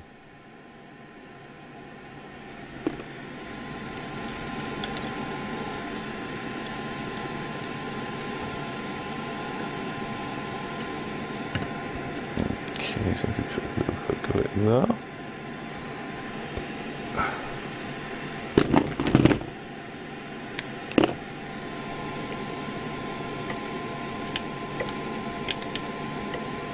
So I might as well sew them all up in one go.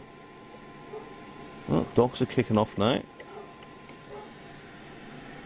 They're waiting for their mummy to come home. They don't realise that mummy's out on the town, going mental in fancy dress as a gangster. She's not gone as a gangster's mole, she's gone as a gangster. Mrs. Cruncher likes to be different.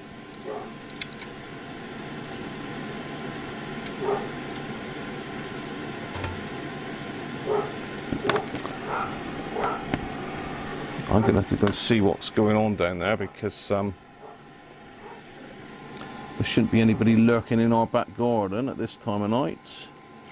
Shouldn't be anybody lurking in our garden any night.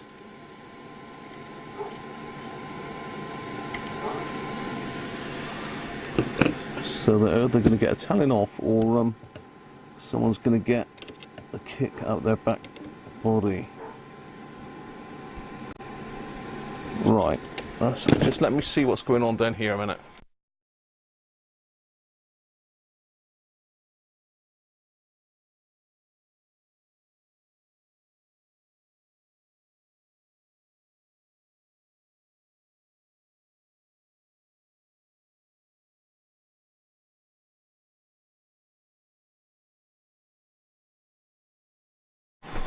Nobody there, they bark at their own shadow, them two. Let's turn that off. Right, let's go in with a bit of flux, and I'm going to solder that lot in.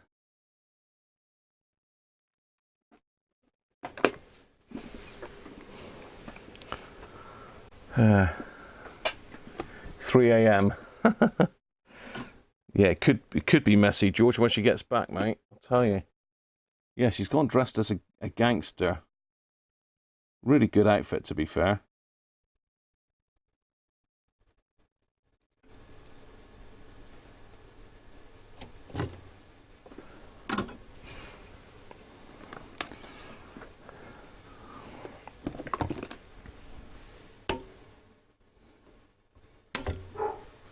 Oi, shush.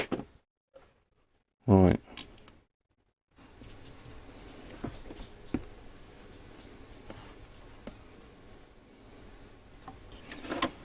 How are we going to do this then? So I can join that one to that one quite easily.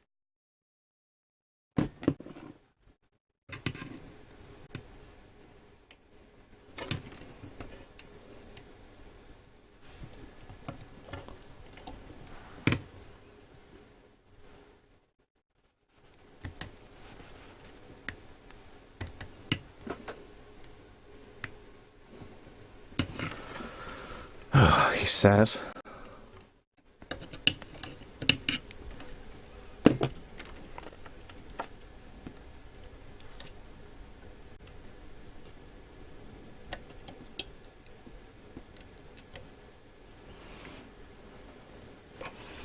Okay, that one will join to that one, okay. So we've got, looks like orange, orange, orange. Just let me double check. Yeah. If I get the phone call picking me up, then the stream will end fairly abruptly. The stream will end fairly abruptly then. Right, so I just need to check. I'm just going to quickly check the schematic. But 3 oranges, I'm sure you'll all know what that is.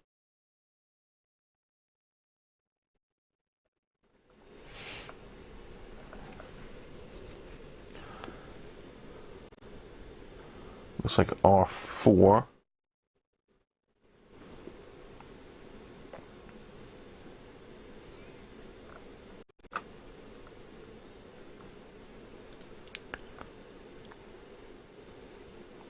$33K, orange, orange, orange. Where's all my Volve thingies? I mean, Volve resistor.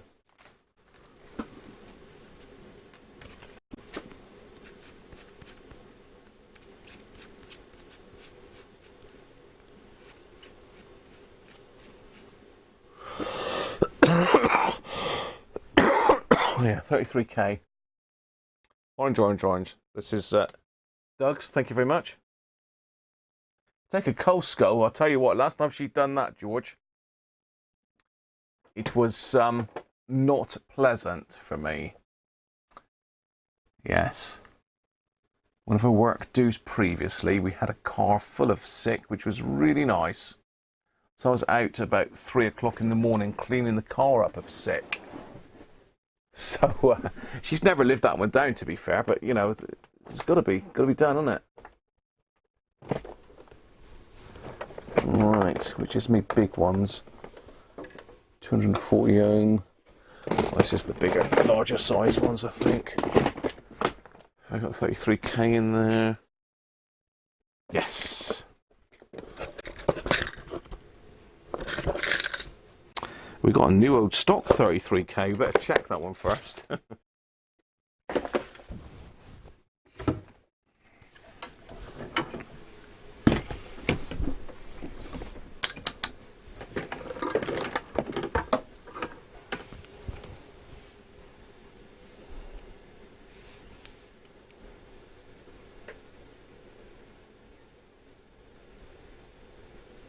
$35K, that's gonna be good enough, isn't it? $35K, yes.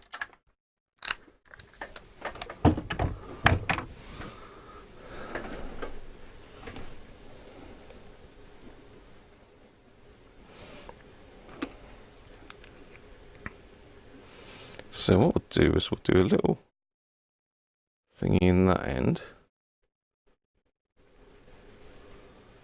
Bend it around.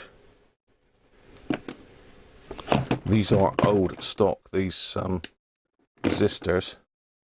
I should have cleaned the lead up first. I'm going to have to rely on my flux to do that. Just pop that one out again.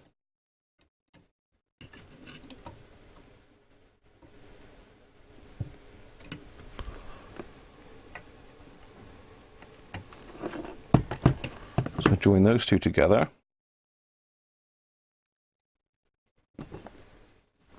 Hi Mark. Yeah, it's Mrs. Cruncher's gone out for her Christmas meal and Christmas do with her work colleagues. So I've got to go and pick her up. So I'm up anyway. So I thought we'll have the stream a bit later today.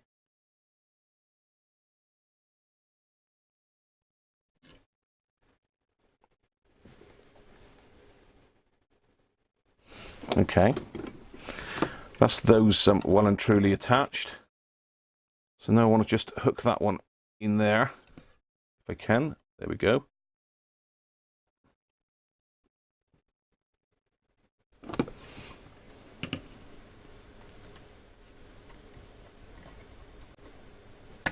See if I can tighten it up.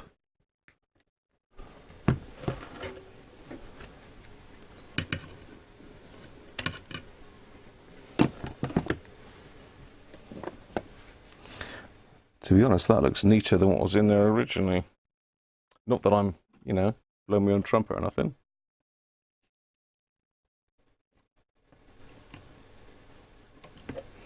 So, well, there's a bit of flux on there, or sorry, solder even.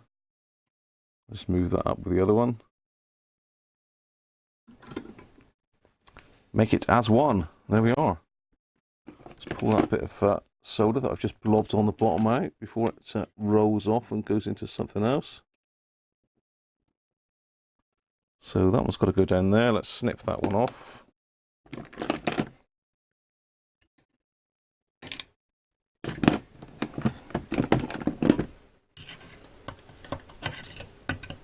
Ah, careful. Careful. Nearly pulled that off.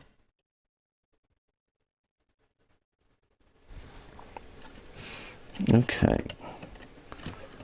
Let's just dress that in a bit neater. Not that it can be very neat, really. God, look at that rain out there again.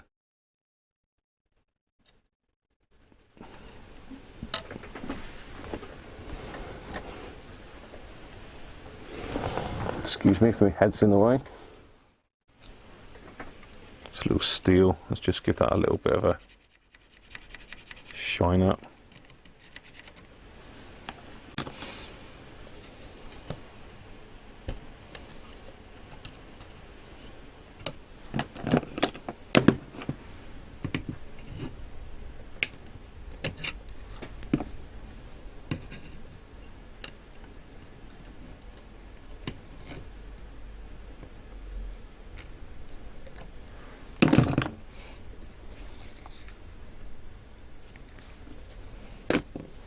Pull that a little bit tighter.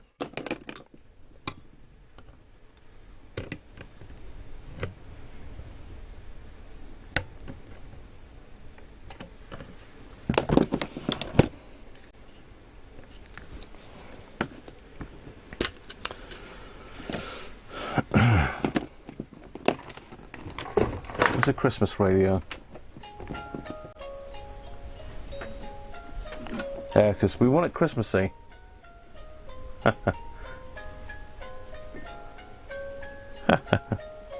Well, don't forget, you can win that tree.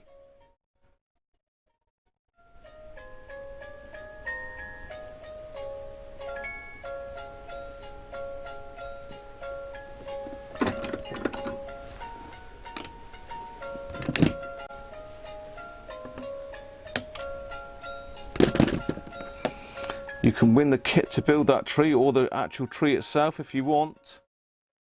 Hey, Harvey. Fell asleep with the rain. Apologies if I missed anybody else coming in. I've been having my head in here. So that looks really neat. I'm happy with that. Great stuff.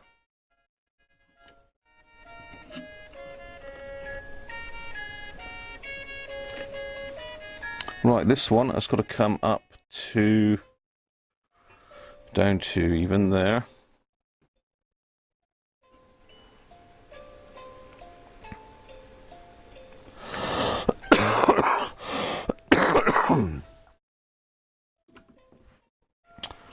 Now, I wonder if I can get that off, or it's been wrapped to hell.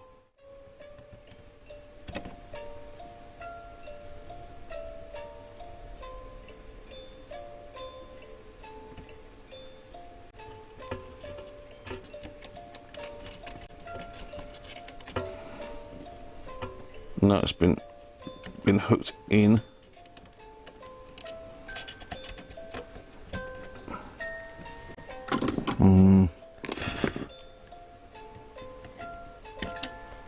Ah, no, I've just cut the wrong one. Oh, you idiot. Oh, where's the goat gone? Goat, come on, here boy. Go, no, no, get off.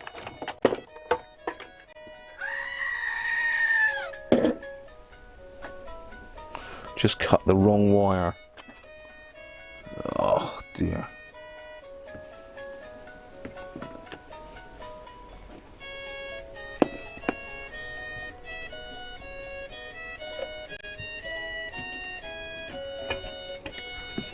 Not to worry, no hardship.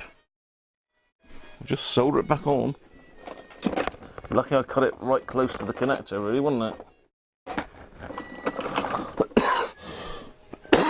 Excuse me. Yeah, good job it's not a bomb. Very good.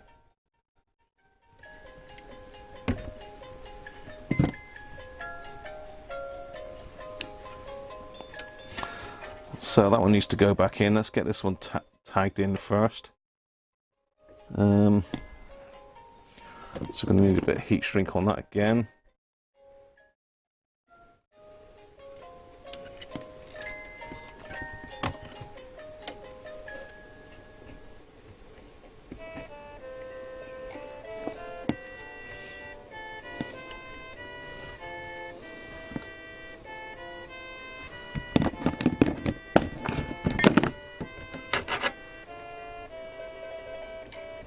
Like that.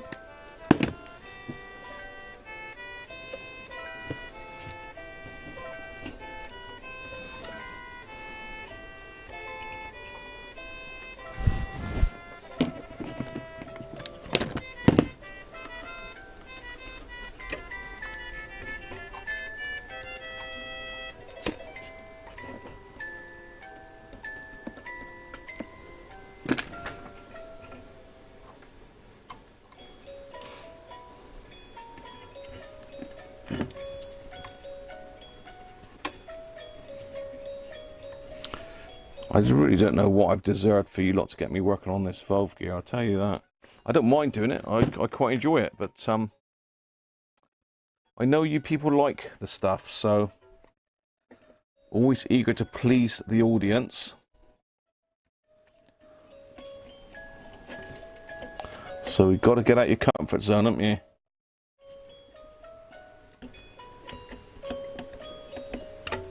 That's why we've got George playing with transistor radios, so he's getting his own back. George's revenge. George's revenge.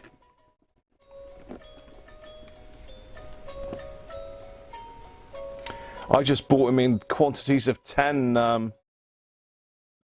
10. I should have got more, really. RV, but hindsight and all that, isn't it?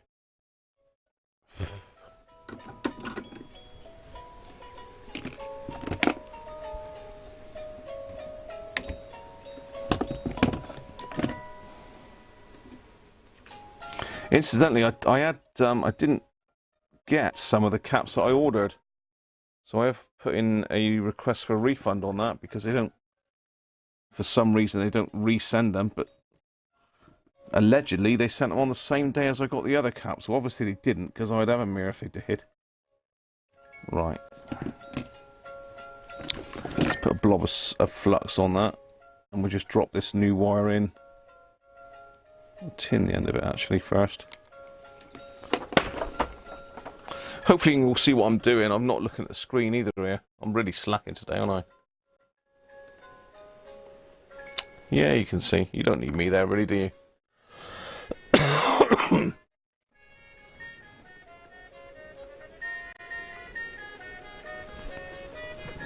So I'm just working up near this switch at the moment.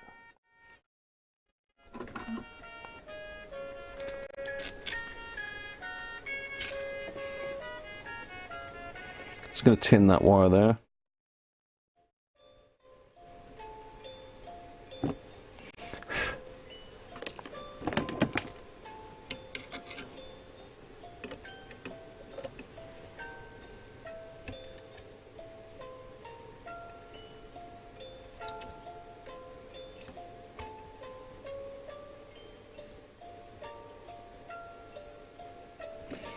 There we go, reconnected.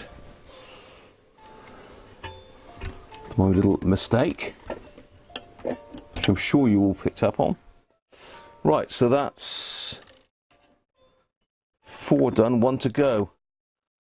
Is that going to get in the way of this?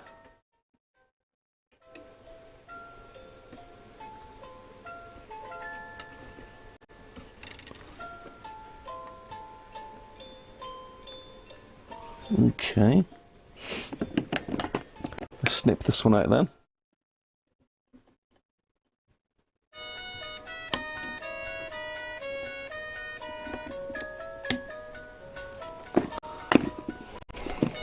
Extract him that away, I think.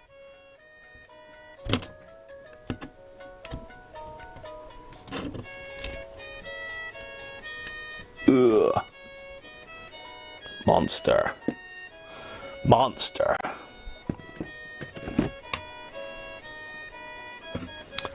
So we've got another valve in there, so let's pull that one as well. So we're not soldering directly on top of the valve.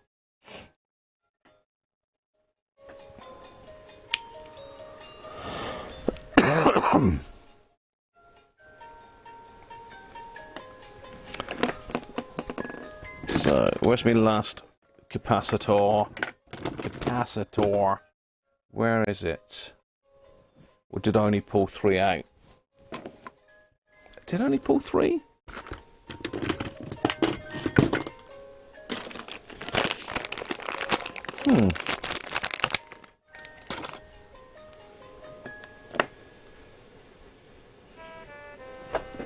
I need another one then. Just check the pin out on this one.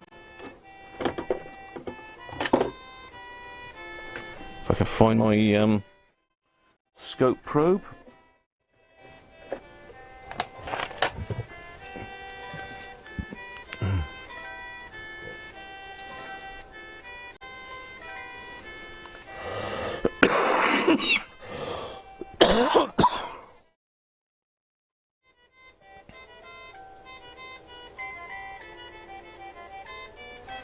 So millivolts.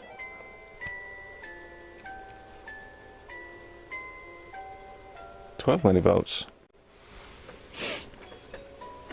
So again, that one's the other way round. There's my Sharpie.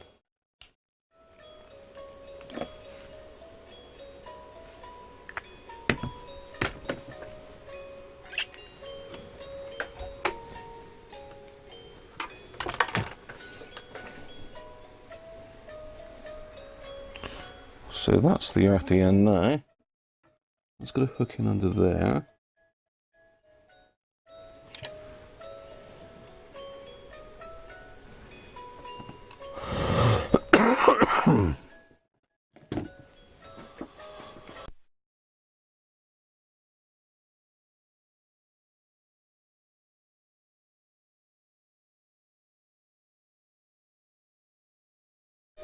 Sorry, bit of a cough.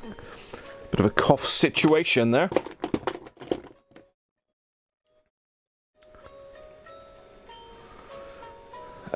I'm using a mixture, to be honest, Paul.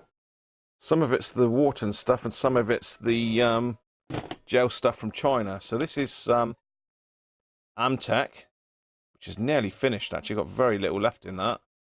And the one in the little bottle is the like more runnier liquid stuff from Wharton. I do prefer, well, it depends. The runnier one tends to go everywhere, so it depends what you're soldering with that, really.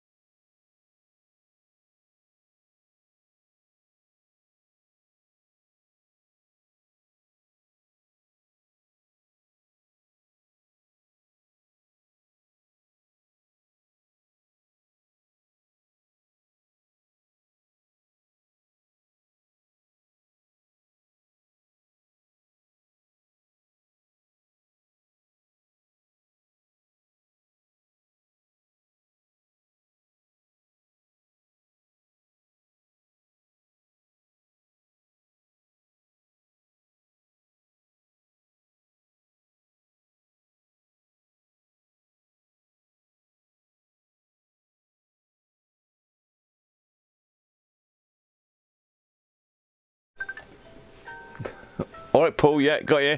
Got you.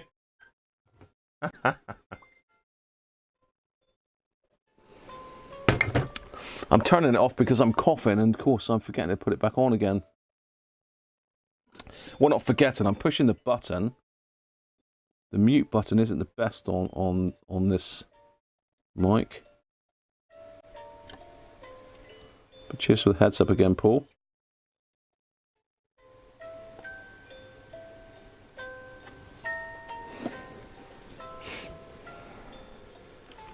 You people do look after me, don't you? You do look after me, you people. I need looking after. Special needs I am.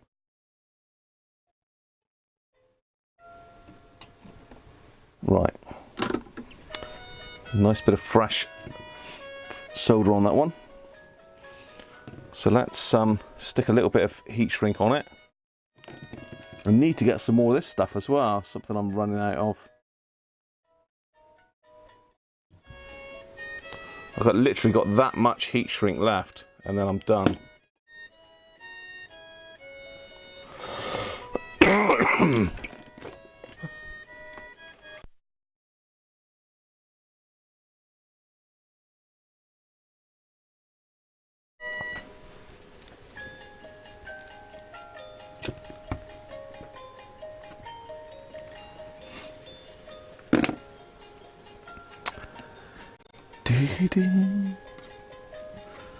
Hopefully the music's better for you now. Yeah, I saw you made. Was it you? Did I see Sean made some as well? Everybody's making their own flux here. We are getting thrifty, aren't we?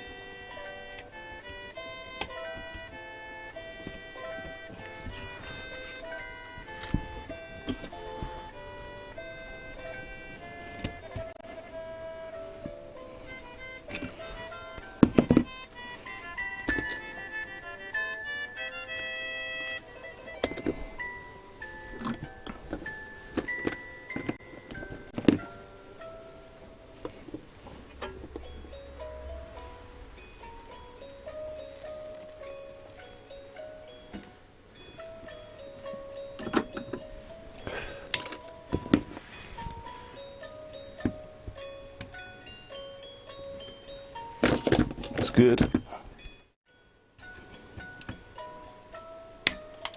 Ping. Right. All the caps done.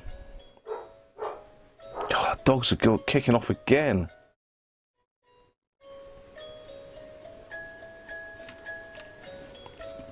Right, we've just got to get our 8 microfarad done.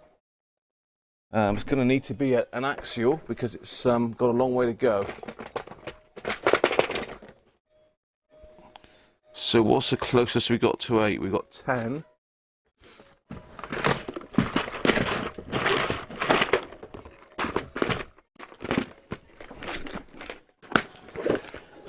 .8 or 10. It's going to have to be 10, isn't it? 10's close enough. Oh, what voltage is it though? Ah, hang on. 150 volts. Ah, hang on. We haven't got any 150 volts, have we?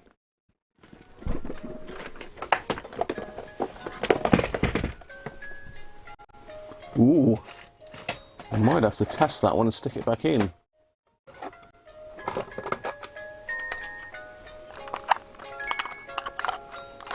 .33.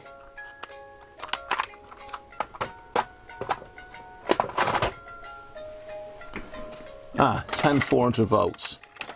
Jack on, mind you.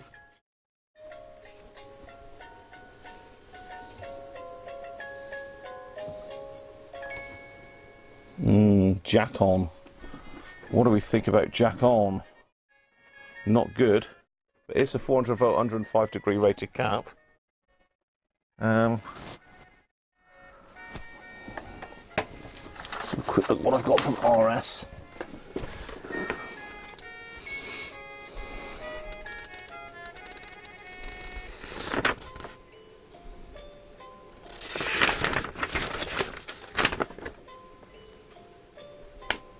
Oh, I've got an 8.2 450 volt Nichicon 5 radio LD series. Let me just find that then.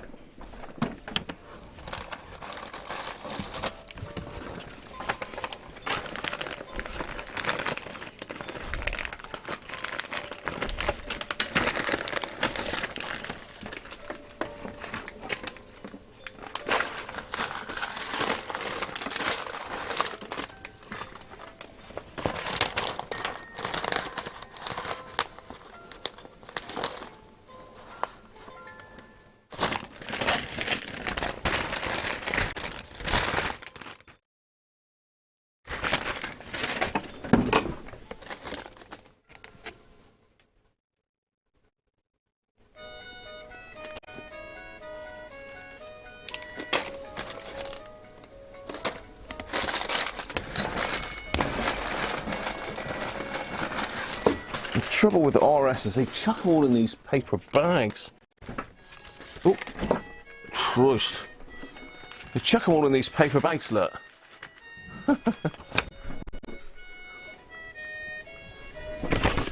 So somewhere in here I've got 8.2 microfarads at 450 volts.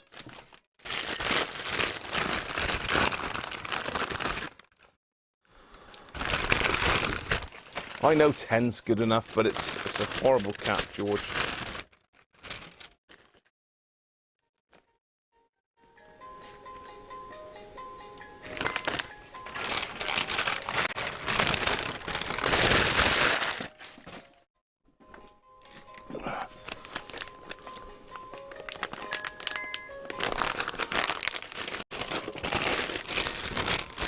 Right on the bags.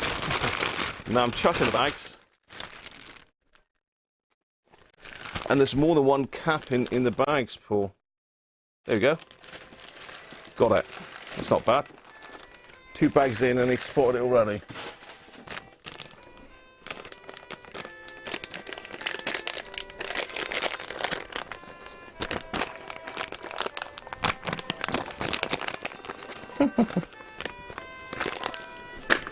So, one 8.2 microfarad Nichicon at 450 volts. So we're going to have to give it a good old stretch to make this one fit. Let's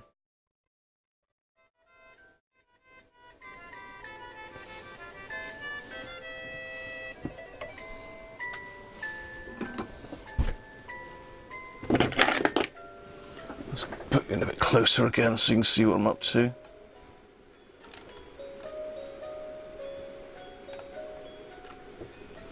So there's the electrolytic we're looking at.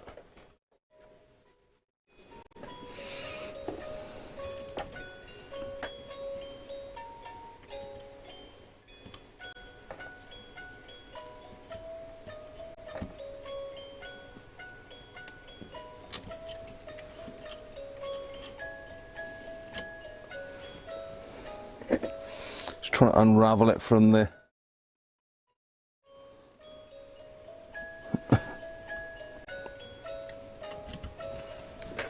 peg. Okay, that's good.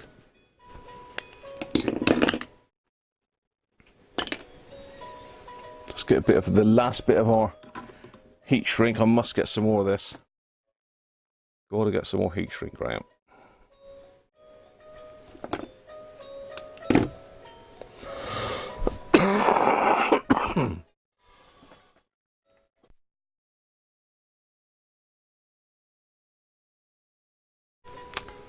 Dear, oh dear.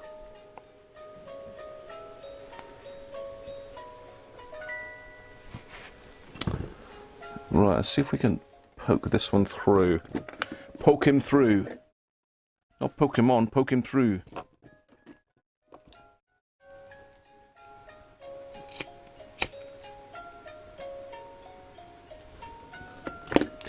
Do George is saying cut the negative leg close to the body.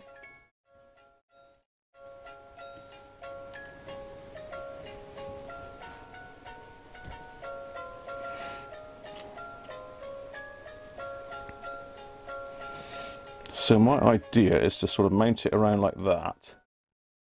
Somewhere there. Just like that's there. Let's put a blob of solder on that. So I'm through the hole on that one, which is good news. So it looks like I'm going to have to put a wire in there to extend across.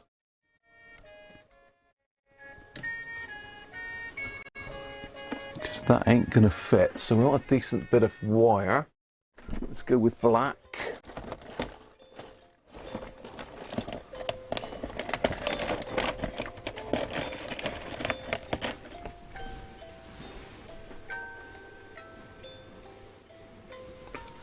See the little gauges. I've got a black wire here. That's thin, that's too thin.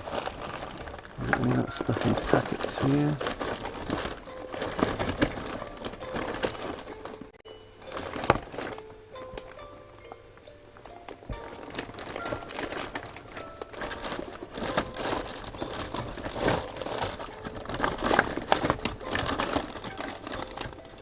There we go. Yeah, that's better gauge. Maplin Electronics, look. Back in the day, eh?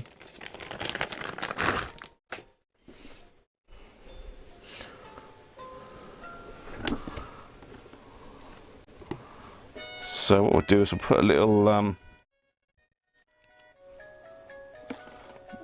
bit of a twirl on the end of this one.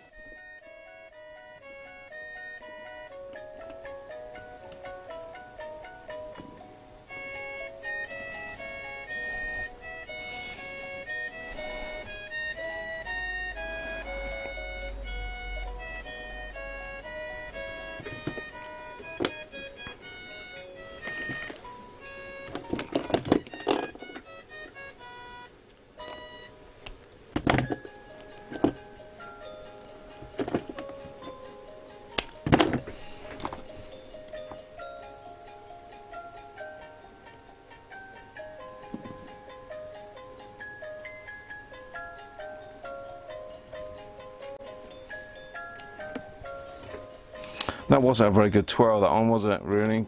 That was a bit of a poor effort, that one.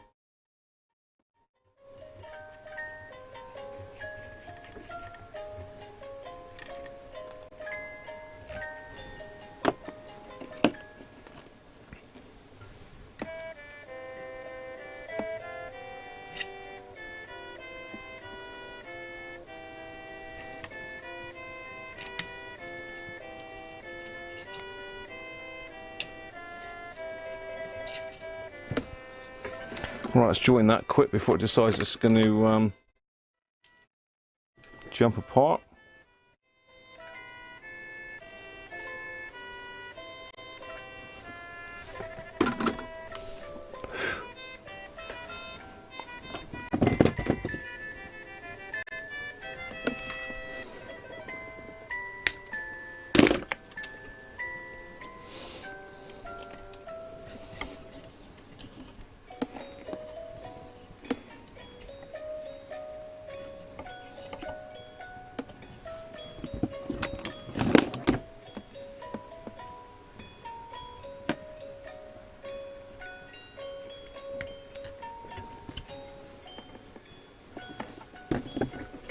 I'm tempted to just pop a little bit of heat shrink over that. There's a piece of heat shrink I had here a second ago. Slightly bigger. Now what have I done with that? What have you done with that bigger bit of heat shrink, Graham? You've tidied it up, haven't you? Which means we'll never ever see it again.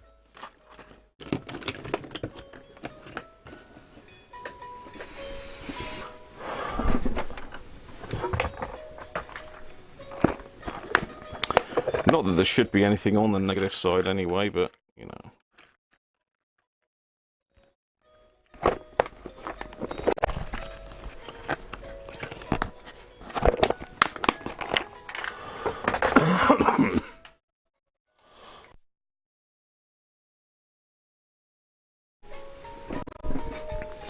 Okay. I think that heat shrinks a little bit of a bridge too far, but we'll see if it'll shrink down. Yeah.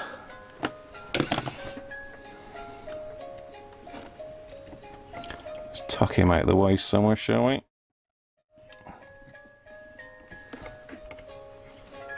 Let's cut this one off.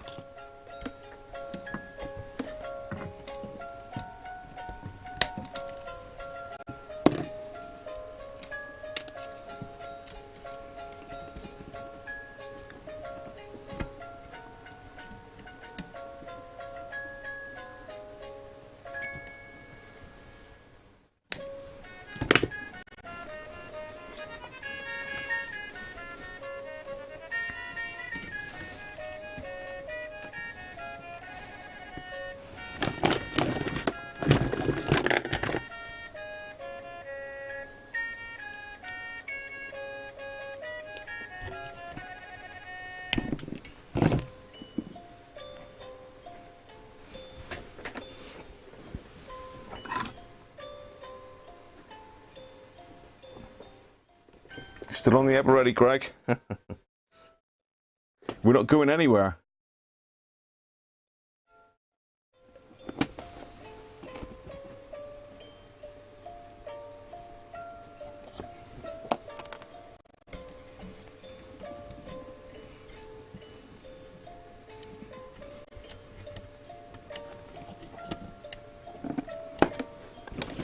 Right.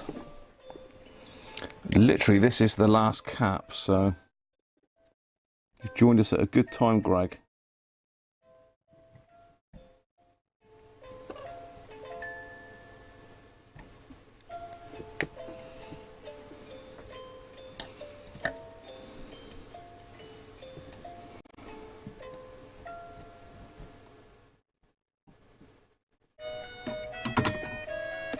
Right, okay.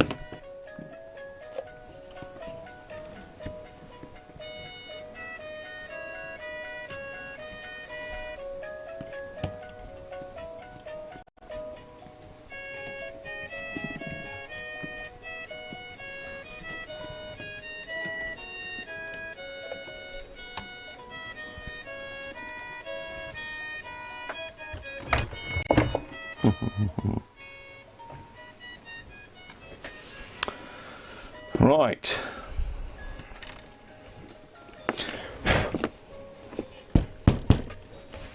Got to put our valve back in.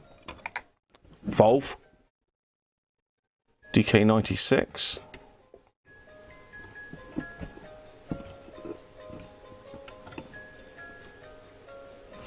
They're rubber mounted, these, for some reason. So this valve and this one down here, where is it? We can't see, out of shot. Well, two of the valves on these like little Paxilin boards, they've got rubber mounts on them. I assume that's to stop resonance, is it, or oscillations? So we got a little bit of a dirty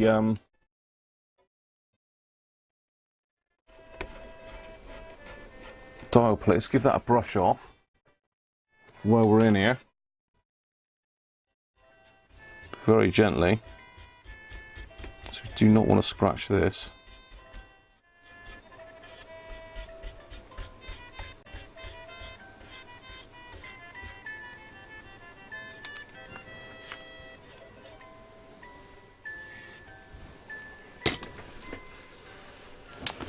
Should I just use one of my wet wipes on that?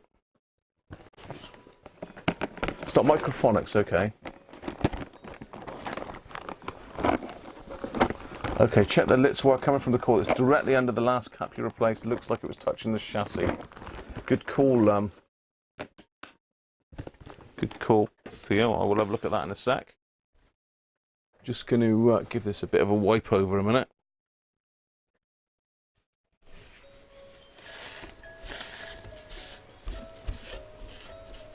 So these are just antibacterial wipes. There's nothing in there that's going to remove any of the text from the display. I was brushing it, but then I just remembered I've got a bad cough, and the last thing I want is a load of dust coming up and going in my lungs.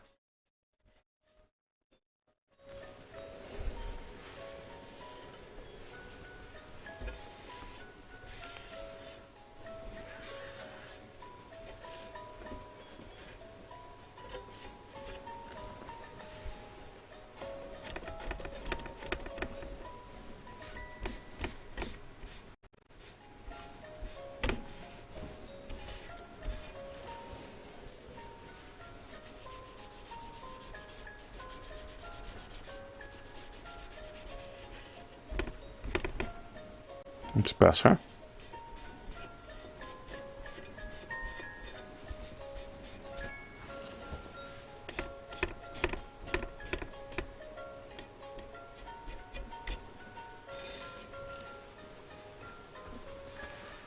Power to the people. Well, that's that cleaned off. That's looking a lot nicer. Let's have a look at this. Theo just mentioned one of the lit's wires off of the coil looked like it was touching the chassis under the last cap that I did.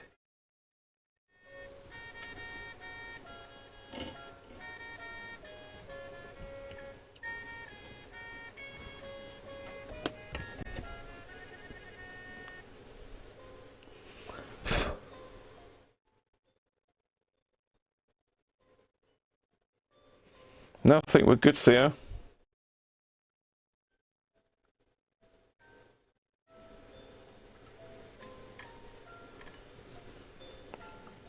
I think we are good. You meant this one, Theo, did you? This one here.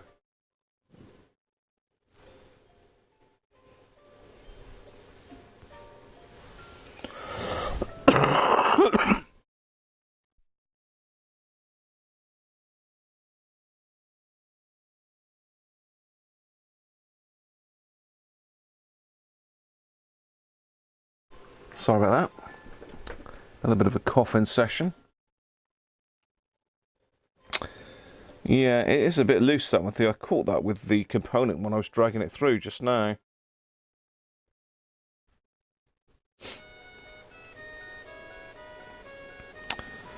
Okay. I think we're good. So let's have a little bit of a clean up.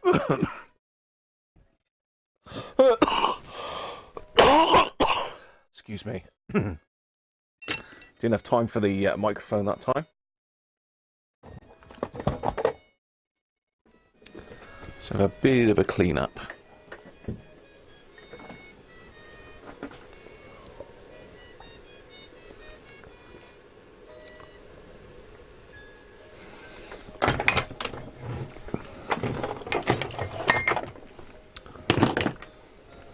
It's a terrible mess here on the bench at the moment.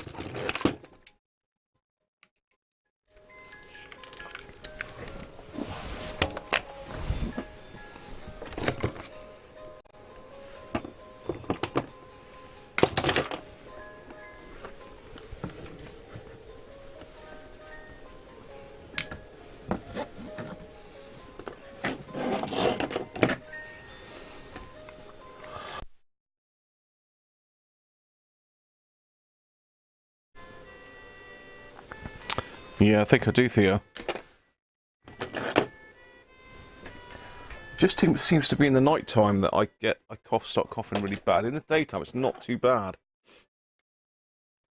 And steam helps it as well. So, you know, coughing my guts up today before I went in the shower. I went in the shower and it was like perfect after that. So, right. So I think we're good to go with this now, aren't we? What else do we need to do while we're in here? We need to probably just give the volume pot a squirt while we're in here. And we've got it apart. It'd be silly not to, wouldn't it, really? Let's see if I can find the switch cleaner. I've no doubt tidied up. There we are. Just pop a little bit in that volume pot. It's the easiest way to get to that. Just in there.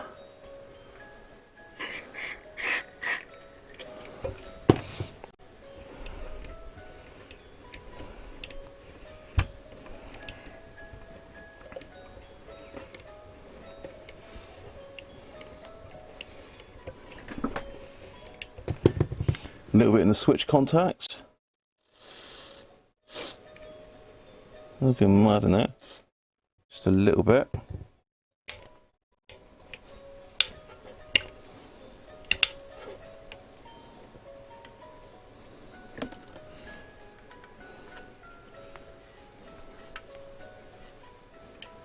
Right. Job done. I think that's all I needed to do. It's looking good actually. Quite pleased with that. Let's get the rest of this cleared off.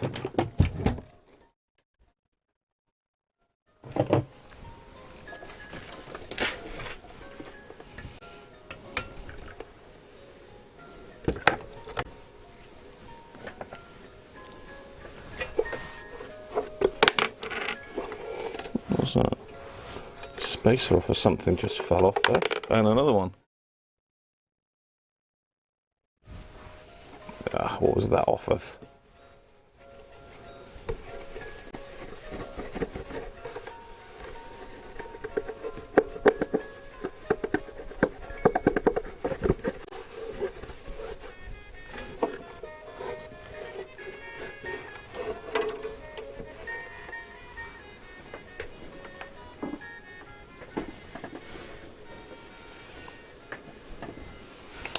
So 2 spacers, that's probably off the handles, wasn't it? Yeah. Yeah.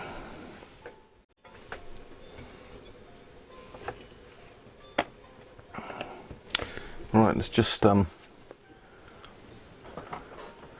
dry the bottom of that off.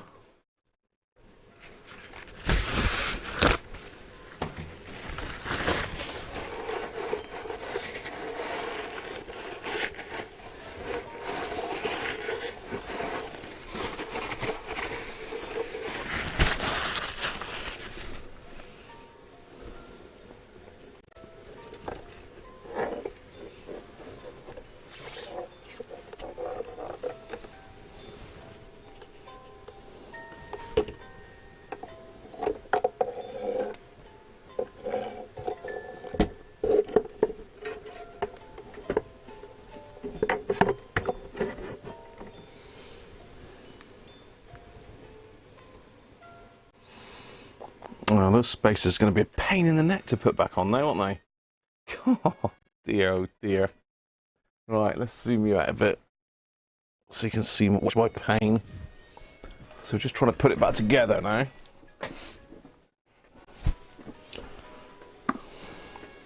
I'm back. Hello.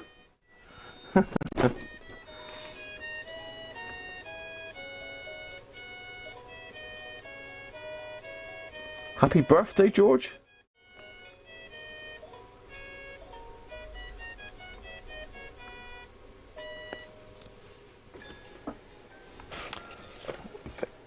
What's my birthday, George? Oh dear. I'm missing the plot again. I'm missing the point.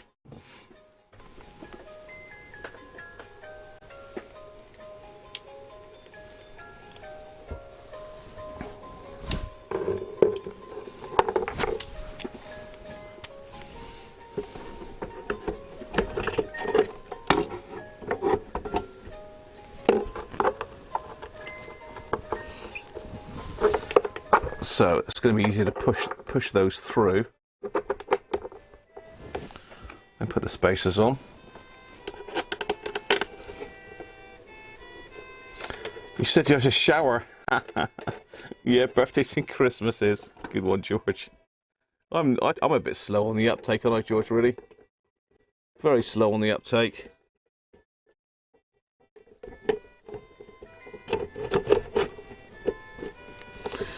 Very slow on the uptake. Right,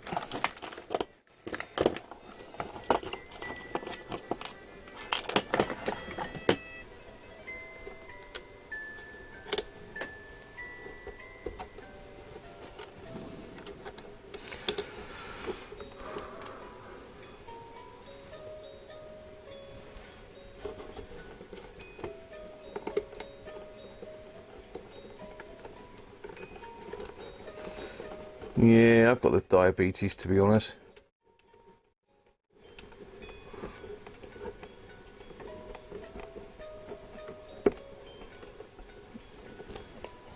But yes, we got the diabetes over this way, Harvey. It's all good, you know. It's all good in the hood.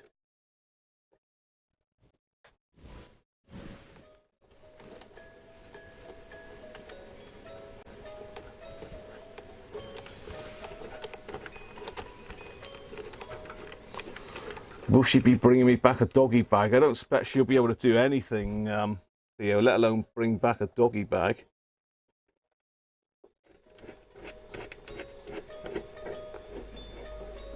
Fighting fit you are. Fighting fit, Harvey. Well, to be fair, there ain't that many channels that you can watch out there, is there, with a live recapping of a vintage Volvo radio on a Saturday night. Let's just line these up. Oh, can we... Open up, It's Mrs. Cruncher.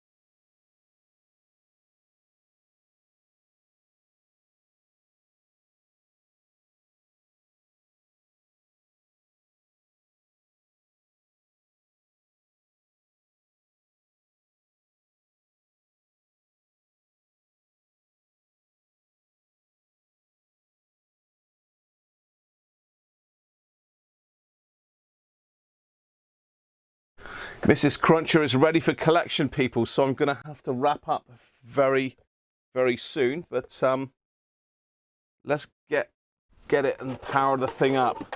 Literally, I've got to go in about 15 minutes, so...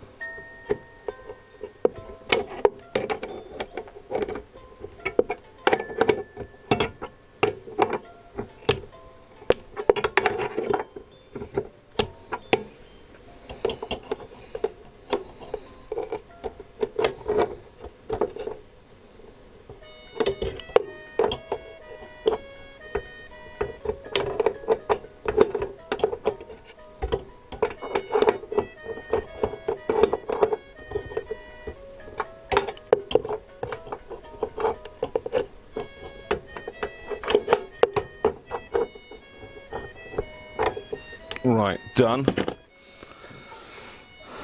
Wires back on. I reckon we could do it. We are fast approaching the finishing line.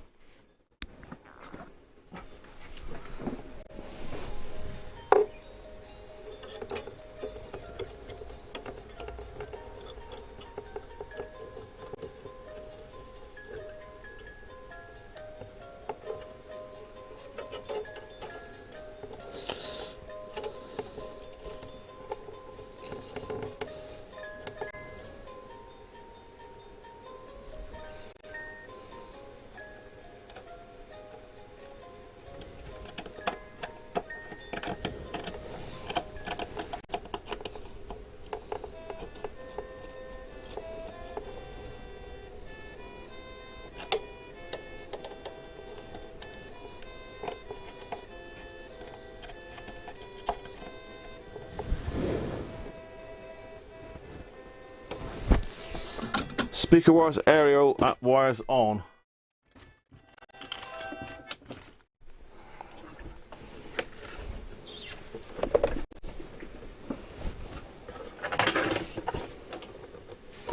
power.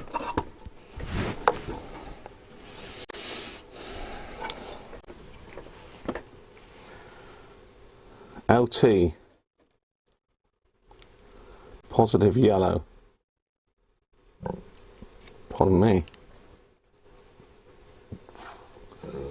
LT negative. HT, positive.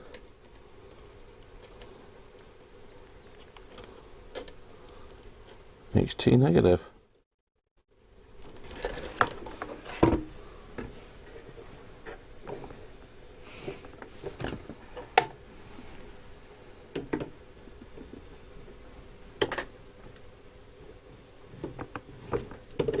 So I'm going to leave it on medium wave.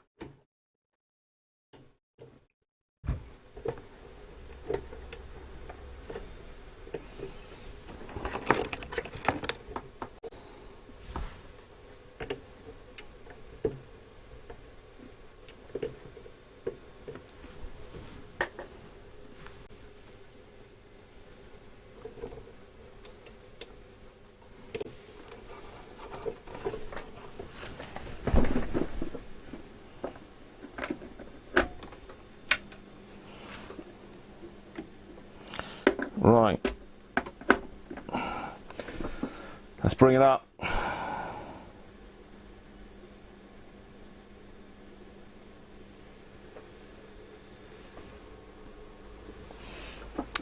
Bringing it up on the Variac.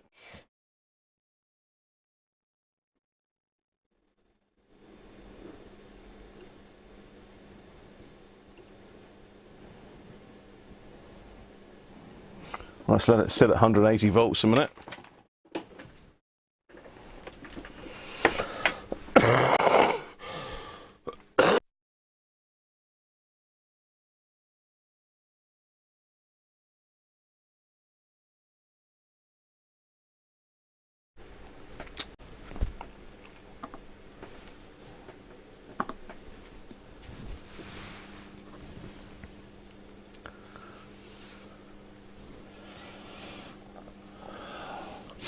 Can't hear nothing from the radio yet.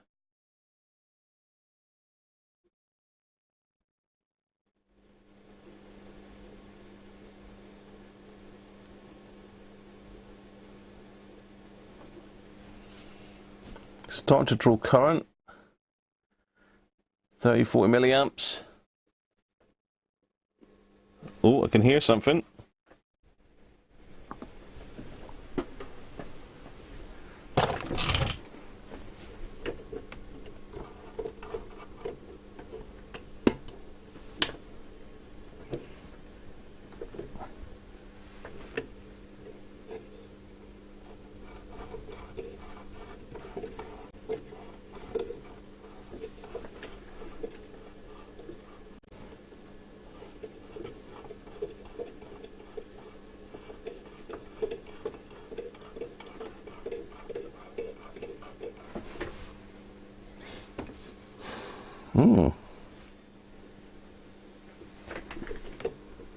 She's not playing, people.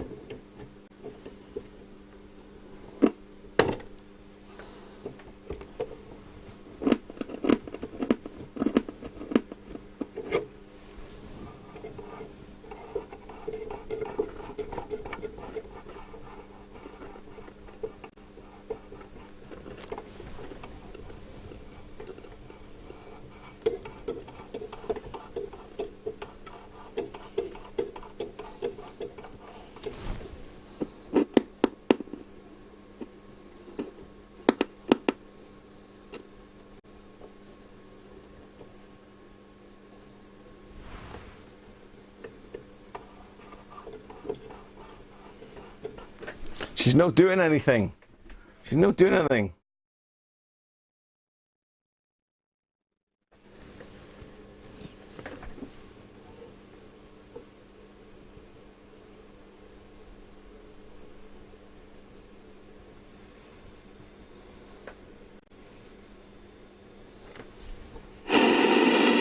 Ah.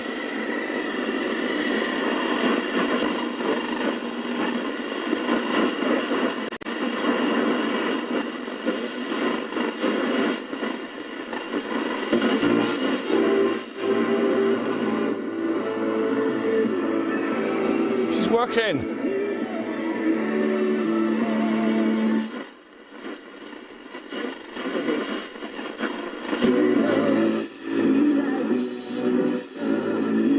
Dirty valve seating.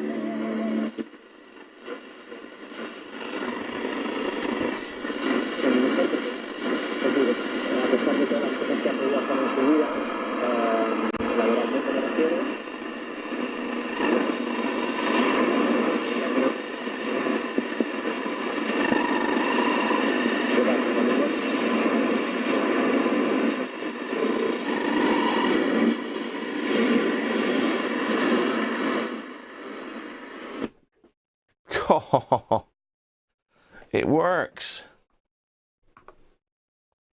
It works, people. Hooray! And it's a hell of a lot louder than it was before. It was really, really quiet before. So I'm going to put that to bed now for today. If you want me to revisit that one tomorrow at all, you'll have to let me know. But really, that's the Sky King sorted. I did not expect to be recapping that today, so nothing new there, is it really? We've got to sort the knob out. It's a shame that's packed up, but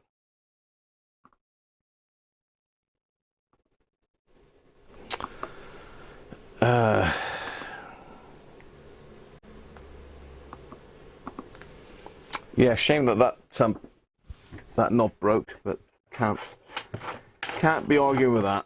That's a good little stream. That I'm happy with that. It's good to get it working. We've obviously got to clean all the valve sockets because they're shot. So all that remains now is to get the advent calendar up and see what we've got in store for today. Then I've got to go and rescue Mrs. Cruncher from a gang of angry partiers by the sound of it. It sounded like chaos when she rung then.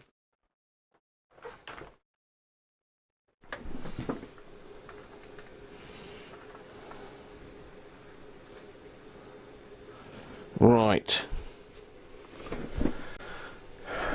Can we see number 14?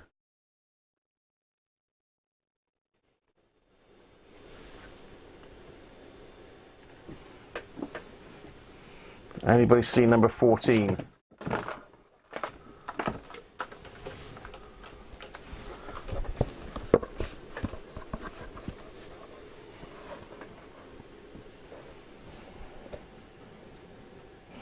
Left-hand side bottom of Christmas tree.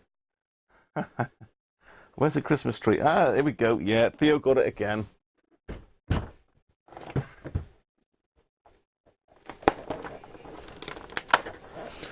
Let's zoom in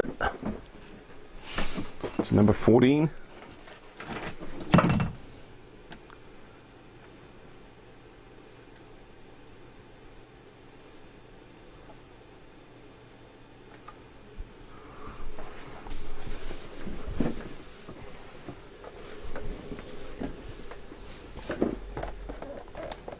Oh, we got another socket. Number 10. 10mm socket. Very useful.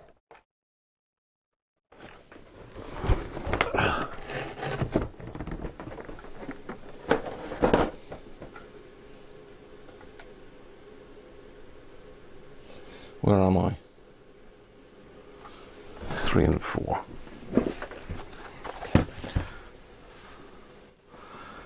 So let's zoom out a little bit. Have a look at the kit so far. So there we are, 10mm. That's pretty much the most useful sizes, isn't it? So we've got 8mm, 10mm and 13mm. That really is, for modern stuff, the most needed ones. So there we go. Kit's coming along nicely. Thanks to Mrs. Cruncher for my birthday present.